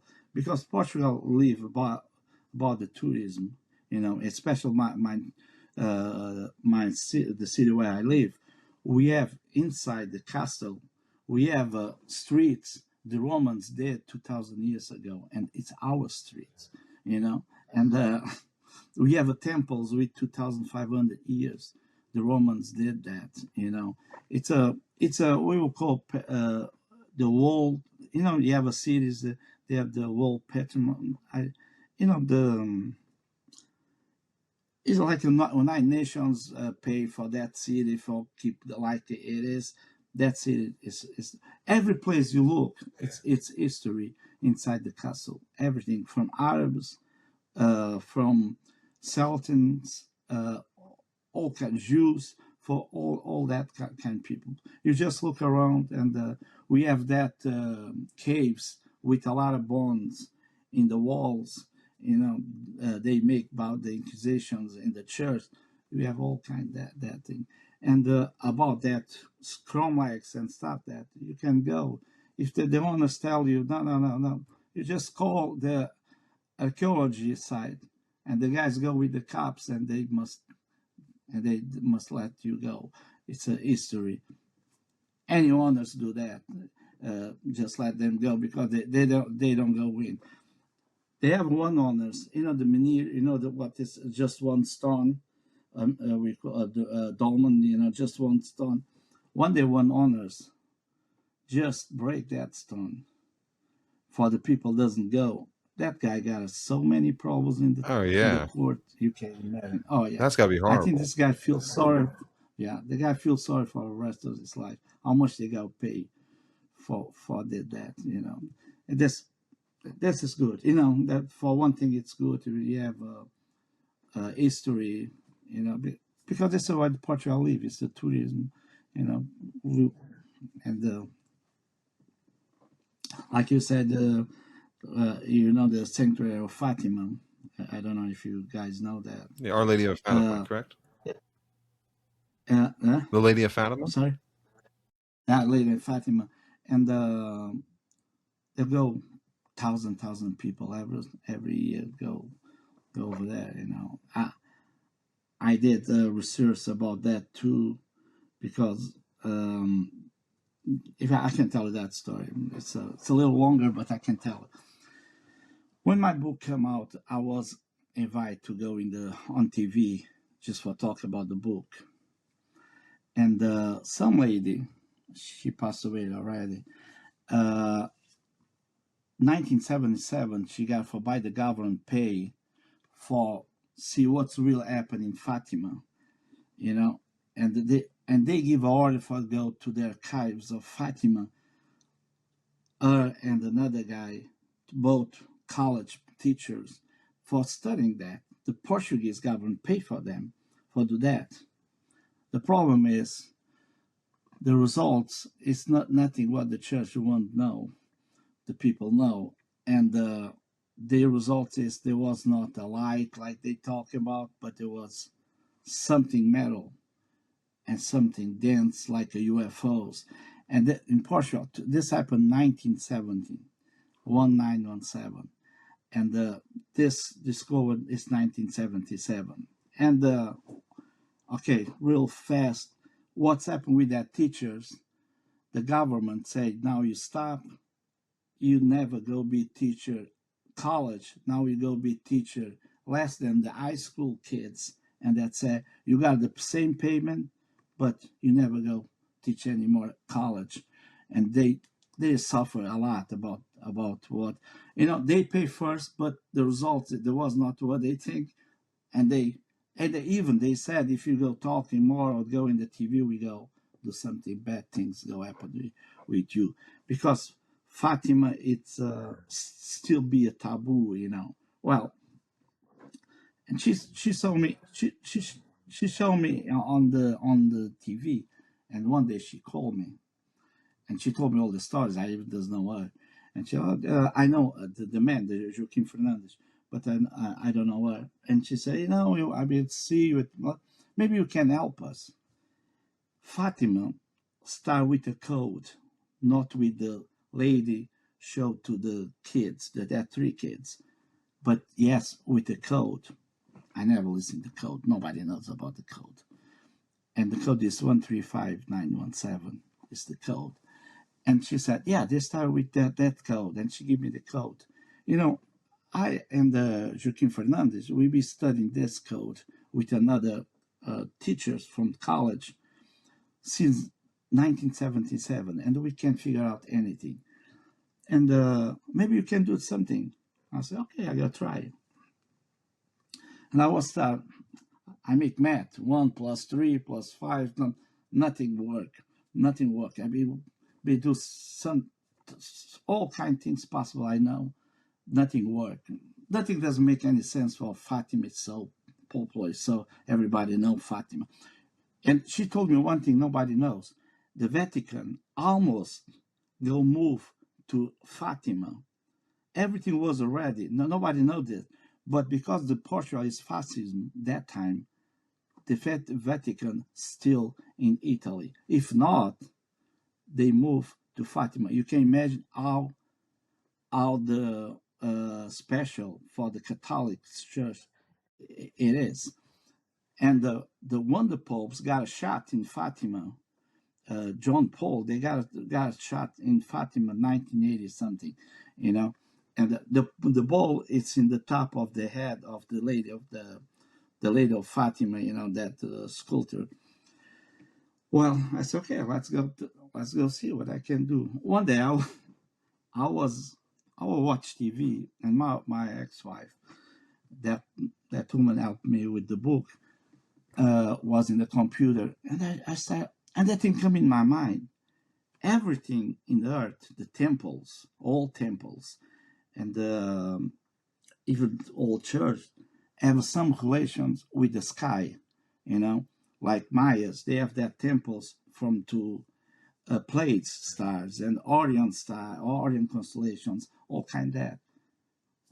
Why this can be 2135917, this code?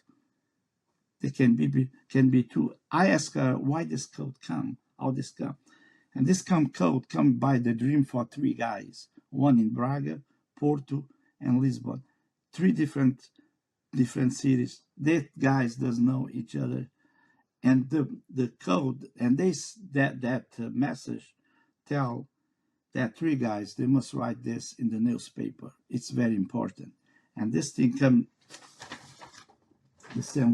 This is, you can see, this is 135, and this thing come in the newspaper 1917 March. Almost the same guys in the same day, and I said, this is why they come the code. I said, okay. What I did is I write an email to the astronomy in Portugal. They don't give me answer until today, because I want to ask him if he have some star with the number 135917. No answer. And I said, okay, let's go, like we say in Portugal, let's make a shot in the dark. I send a mail to NASA, NASA, here in United States, and I give all my information, like passport, American, everything. And I send to them, and I have that. If you go open in the page 5 or 6, I have all that mail's picture. After less than 24 hours, the NASA give me all kind of information about this star. Even it's not just one star; it's binary star. It's two stars. And but in this time, we have somebody already interested. Not the government. There must be some I call government, shadow governments. It's about ourselves. We have our phones already. Somebody listening our calls between that lady and me. And I said, "Where go do?" And and then when they send that, I make a discover what in my theory what is, why these beings give that code 135917. What I believe is they try to tell us where they come from, what star they come from. But it's 1917, it's real back. And another thing, everything come to relations. Matter of fact, they have a witness. They saw a disc shape with three beings inside and make a wave to the people. We have a witness, 100,000 people that night, October 13, 1917. And the church turned that for Jesus, Jose, and Maria. There was that one's inside that shape, because they all that tried. There must be something from the religion. If you go see my book, chapter 10, they have all the explications of what the thing happened and that year, and this was my research about that star. But all this, the funny thing is how fast the NASA give me information about one star. Nobody listening. You never see the astronomy talk about that star. Matter of fact, this star is so far away from the planet, and if you got information for, let's go see, Orion constellation, I understand NASA give me that information, but for one star, nobody talking about. And so quick, I got it. I have that. You can guys see in the book I send you in the Instagram. You have all the mails from the NASA they send me, and all the information. Matter of fact, they have. If you need more information, just send another mail. We give you more information. I was so surprised. First, the NASA, how many millions mails they must got from yeah. And these guys give me from 3 different people in the NASA that information from that. You know, I know sometimes I think it looks like they're waiting for somebody to ask for special that that is real strange. It's, that was strange. And I have everything. And they give me 4 pictures. The NASA give me pictures from that star, everything. Yeah. If NASA sent me mail, I'd be keeping it, because I feel like NASA's very tight-lipped with this kind of stuff. Yeah, yeah. I have everything, and for real security, I have in the book, in the and let me see. Oh, just 1 minute. I have the book here.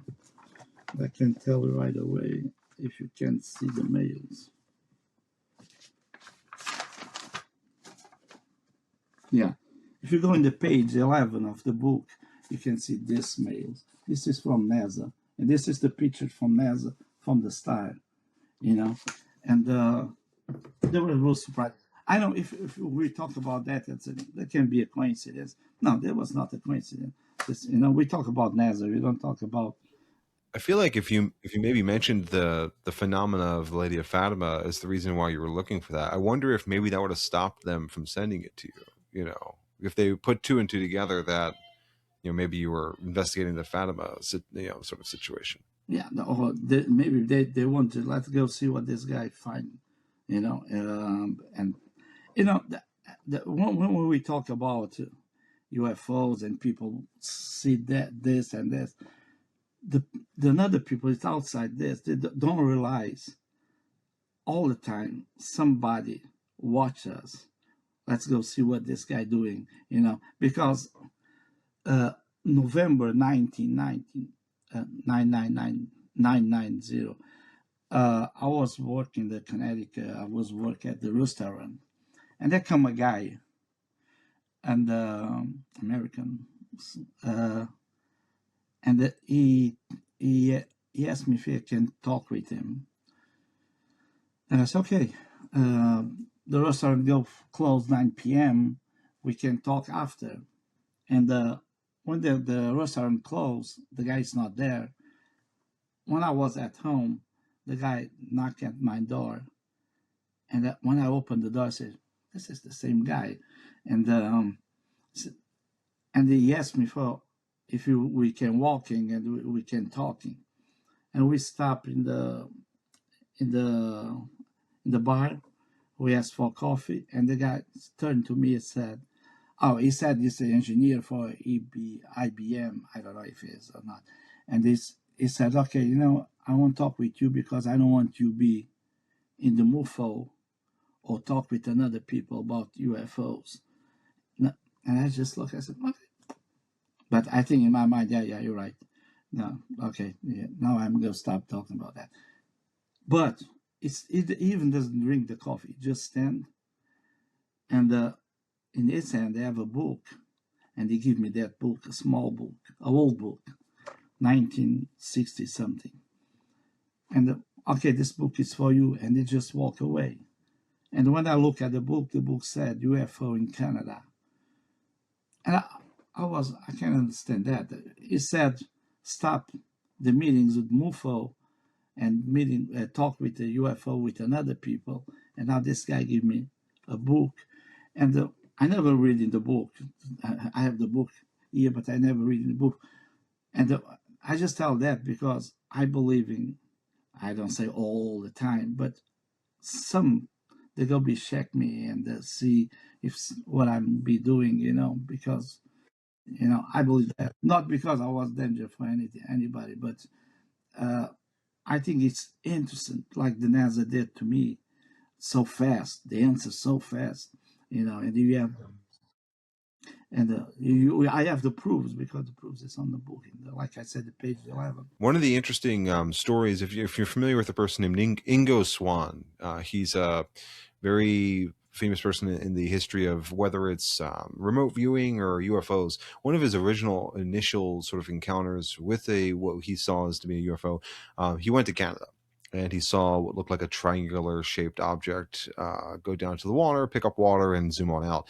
But no, and what year is it that you received that book, or it was written in, rather? And you said in the 60s, right? The book is about, I think, 68, 67, something like that. I'm curious if it has any mention of that story from Mingo Swan, since there's a correlation there. Yeah, because I never read in the book. I just open the book, and I know they have some pages. They have in red. They have write down, a line, a red line, looks like marks in the page of the book, and but I never read in the book, But it's funny because I tried twice, and I have that feeling it's not right time, and this thing happened with me a lot of times too. It's looks like you must do the things in the right time. If you don't do you mess up. You remember I told you about that singer. I have a message, and one day that singer, he have a concert in Lisbon, and I said, look, maybe, and they come in the newspaper where the band and the singer was in the hotel is. Of course, they lie. Yeah, I know they lie. They never go show in the newspaper where the band is. And I just go in that hotel. I drive, my ex-wife, drive me to that hotel. We make 125 kilometers. Just go be there. And when I was real close, I have that feeling there was not time. It's better you go back. And I look at my wife. She drives and say, I can tell her after 125 kilometers drive. She say, okay, let's go back. I must go to the hotel. And I go to the hotel, and the guy's there, the reception guy. And I know the answer. That's this guy, that singer is here. Of course, they go, if was, they go say no. Okay. And I have a book for gift to him. And I come back, and I back the car, and then we just go back 125 kilometers back again. But all the story is, when I was almost there, when I have that feeling, it's not time for you meet this guy. Just go back. It's that message go in your brain. That's why I said I think it's about the book. If I don't read the book, it's because it's not time. I tried twice, and I look at the book. I just to run the pages, just open and close again, and but I feel that book there must have something for me, Yeah, no, definitely. But everything, Antonio, of it seems like you have a wealth of experiences, a wealth of encounters, and it's something that really compels you to go out there, put yourself out there, and relay that to people. What do you think is a motivator behind you having an interest in sharing what you experienced and encountered? What I think is, like I said before, I think I have a mission: tell the people about them, and there was from the beginner. They are our fathers. They make us. They make all the different kind animals, and let's go do building this planet for This is what I think is the message, and this is why I think it's the mission. I remember one time whenever I go the publish the first book, and the lady, the Portuguese book, and the lady one was there in the building, and she turned, this book, you are not famous in Portugal. It's art. You live by sell books. And I turned to her and said, look, if I sold 1 million copies of the book and I don't got 1 penny, I don't care, because the mission is the words. Yeah. That's it. And she looked at me, and my ex-wife said, yes, this is his mission. He doesn't care about that. And you don't see too many authors give the book. The book is mine, so it's free. And the book, I don't want, everything they teach me, let's go do like this, it was free.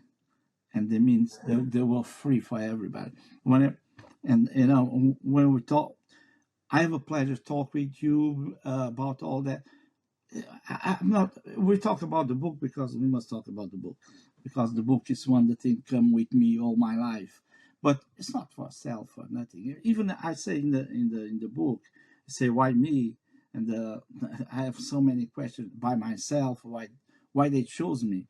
In the middle nowhere, a kid, with 11 years old, but and this is why I say all the time. The book is free.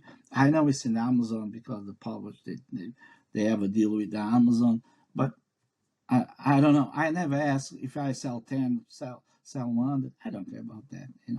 And It's something we talk about a lot, though. Like, one of the signs of, it being hard to trust certain experiencers or certain experts is when, they have a book to sell or a documentary to sell, or they're trying to get famous off of it and boost their own YouTube channels, signal, or whatnot. So the fact that your story is free for anyone who's interested, and you've been generous enough to come on the show and tell your story and talk with us, it definitely says a lot about the credibility of your story and your experience. Because when there's grifting involved, it makes it hard to believe. So that's definitely appreciated. yeah, of course, I know if you talk with you or talk another podcast, the people start know us. This is true. I know that, but I can invite that. I can. It's not invite. I can't. There must be do that. I can say my false name or something like that, but because that's not correct, do that. But this is nothing. Like I said, it's nothing about money. It's nothing about. Yeah, it's not financial motivation. The motivation is trying to spread the truth of your experience, and the truth of humanity's history and where we come from, and just trying to uncover some of the mystery around our life here on this planet. Yeah, this is my goal. Let's go. It's a conundrum. As Grant Hancock likes to say, it's we're a species with amnesia. We forgot of our past and where we kind of came from. Yeah. Now here we are. Yeah. And Antonio, this has been an awesome session, by the way, speaking with you. And if there's more we want to talk about, please let's go. But at the end of the day, this has been extremely compelling. I'm curious, do you have anything in the future planned with regards to any other kind of books, or are you just simply doing the same thing, waiting to hear that call and going out and checking? Now I think it's try touch the words with the most people I can, like with the podcast and all. That's what we're doing. And what I did in Portugal and Spain, I was invited for going to talking shows, and Spain is more open than Portugal. That is the truth.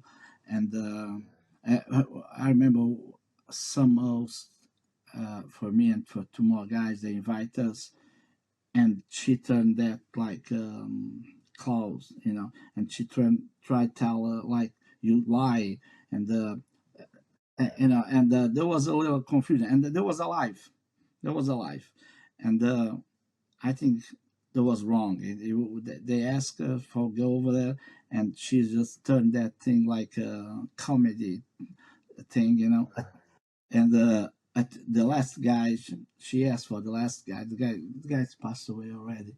It's from Brazil, and for tell the story, something happened, and he just turned and said, "For what?" Everybody laughed. Everybody think this is funny things. Why you go tell my story? And I'm just leaving, and the guy just take off. There was a life. The guy just take off. I said, "No, I'm not saying nothing." And matter of fact, he said, "I go talk something with these people. They even doesn't know constellations. They doesn't know planets. Nothing." Almost they said, "It's the stupid people. Why you go talk about these people?" And he said to her and said, "Even you invite us for you make like what funny of all of us or our experience, because I understand this is how the government and Portuguese is about this subject, and You can imagine when you go talk about Fatima and change for religion to a UFO area, how art is. Even they try to stop us. I have one day I have invited for going the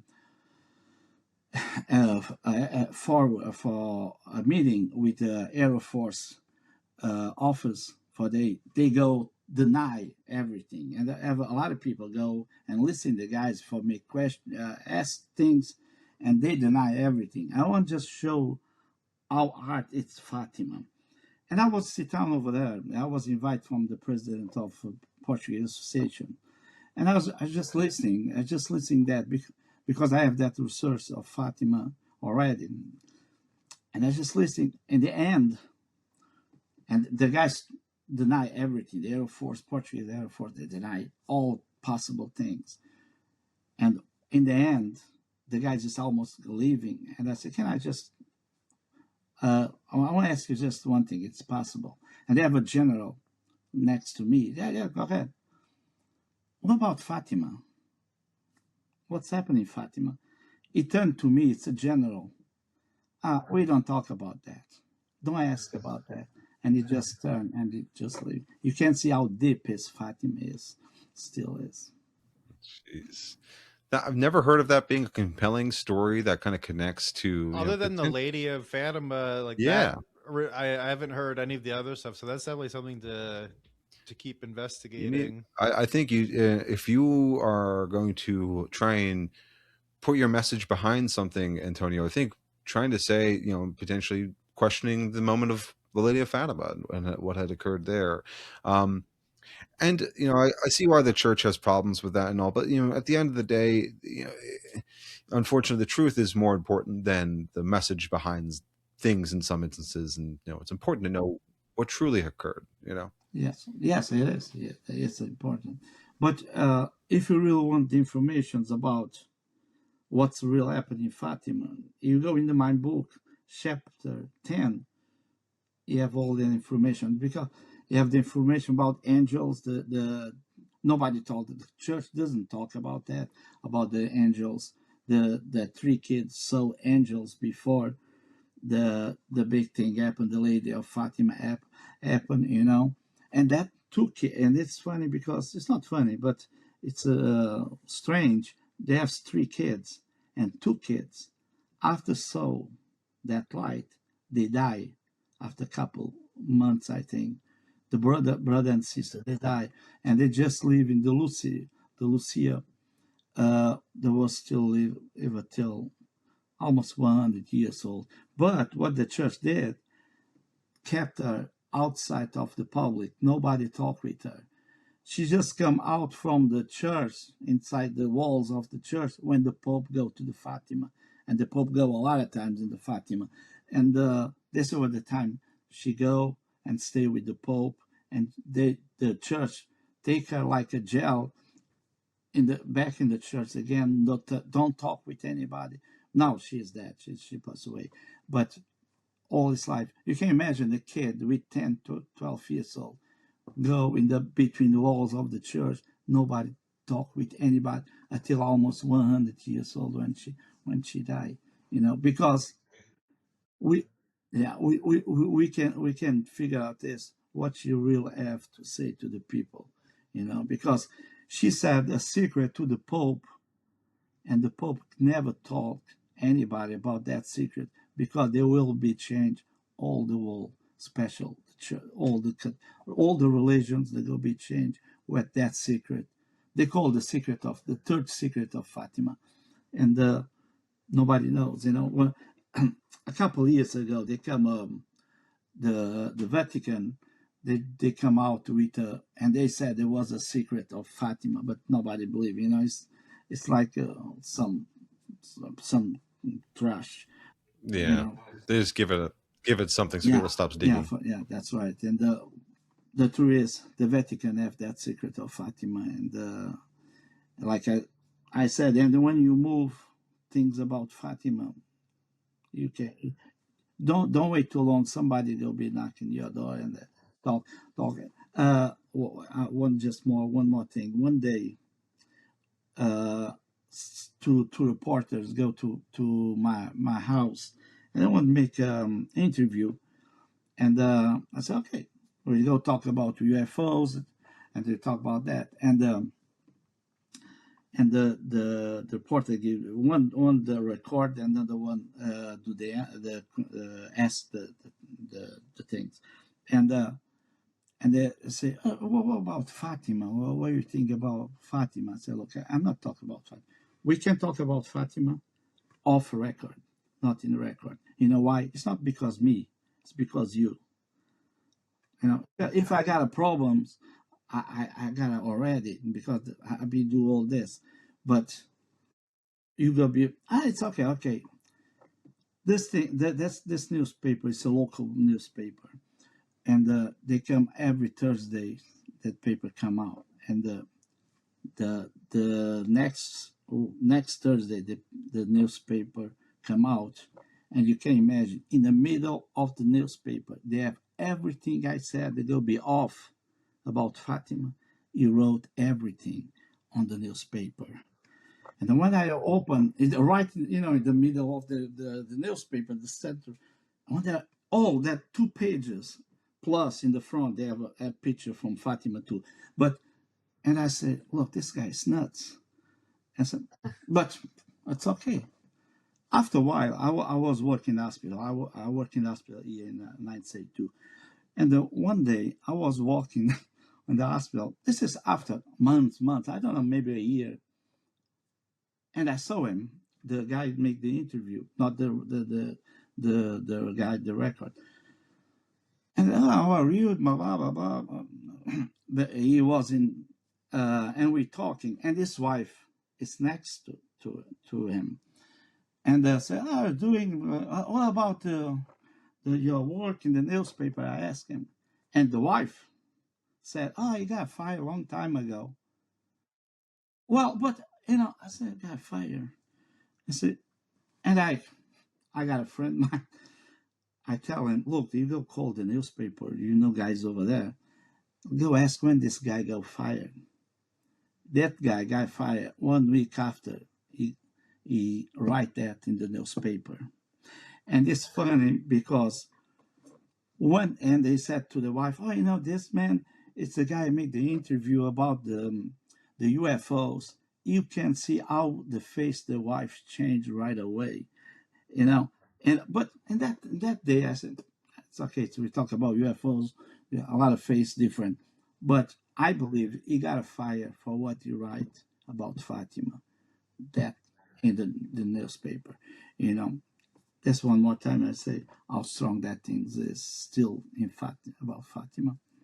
He should have took your advice, because it's basically you were trying to protect him by telling him not to write about it. I guess it was just too compelling. I think look, I can say like this way. I think that they'll try to be smart, and they can be. We can be too smart about in this kind areas. We talk now about this because it's in the book. They can do too much about. They can be tell a lie or something, but they can be say I lied. No, it's free, but. I have approved something really happened in Fatima, 1970. Yeah, definitely something to investigate further in the future, because I didn't realize that there was so much surrounding it. Like I grew up in Catholic school, so I heard about the miracle at Fatima and all that, but I didn't realize that she was essentially kept prisoner for her whole life, and that there was secrets around it. You hear about the phenomenon of people encountering the lady, and stuff about the Vatican and keeping secrets and whatnot, but that's a lot. Yeah, it is. And the thing is, it must be so important for the Catholic. How many times the Pope go to Fatima, and always the lady is there. This is all the days you see the Lucia is the name of the lady. Well, it's there, and with the Pope, and there must be real important things happen over there, and if you go check they have the two suns just fly among the people. We have 100,000 people saw that miracle, October 13, 1917. From that date, the Lucia just disappeared. The church take care about her. It's yeah. I think it's if you lose a little time and just reading that, it's a really strange things happen over there, because I have in the book also a witness talking about that time. So that light, of course, today everybody is dead, or it's happened 100,000. I'm sorry, 100 something years ago, 110 years ago. Yeah, well, almost 110 years. Yeah, not many people still around. Not too many more eyewitness testimonies. No, nobody. Yeah, nobody. Yeah, I really look forward to reading your book. This has been a fascinating conversation. I can't wait to get through the book, and then maybe in the future, if you have more availability too, we can have a second session to dig even deeper into some of these topics. Yeah, that's okay. That's fine. Yeah. We'd love to have you back. You definitely have a home here on the Pole Shift, Antonio, and we're hoping we can bring you along with us as we grow. We'll definitely keep going. All right, now we'll close the shift for today. If you had a fun time hanging out with us too, then please hit like and subscribe. If you have a mystery, conspiracy theory, or crazy phenomena that you want us to talk about, then drop us a comment and let us know which rabbit hole we should be going down next. Thanks for listening. We'll see you next time on the Pole Shift.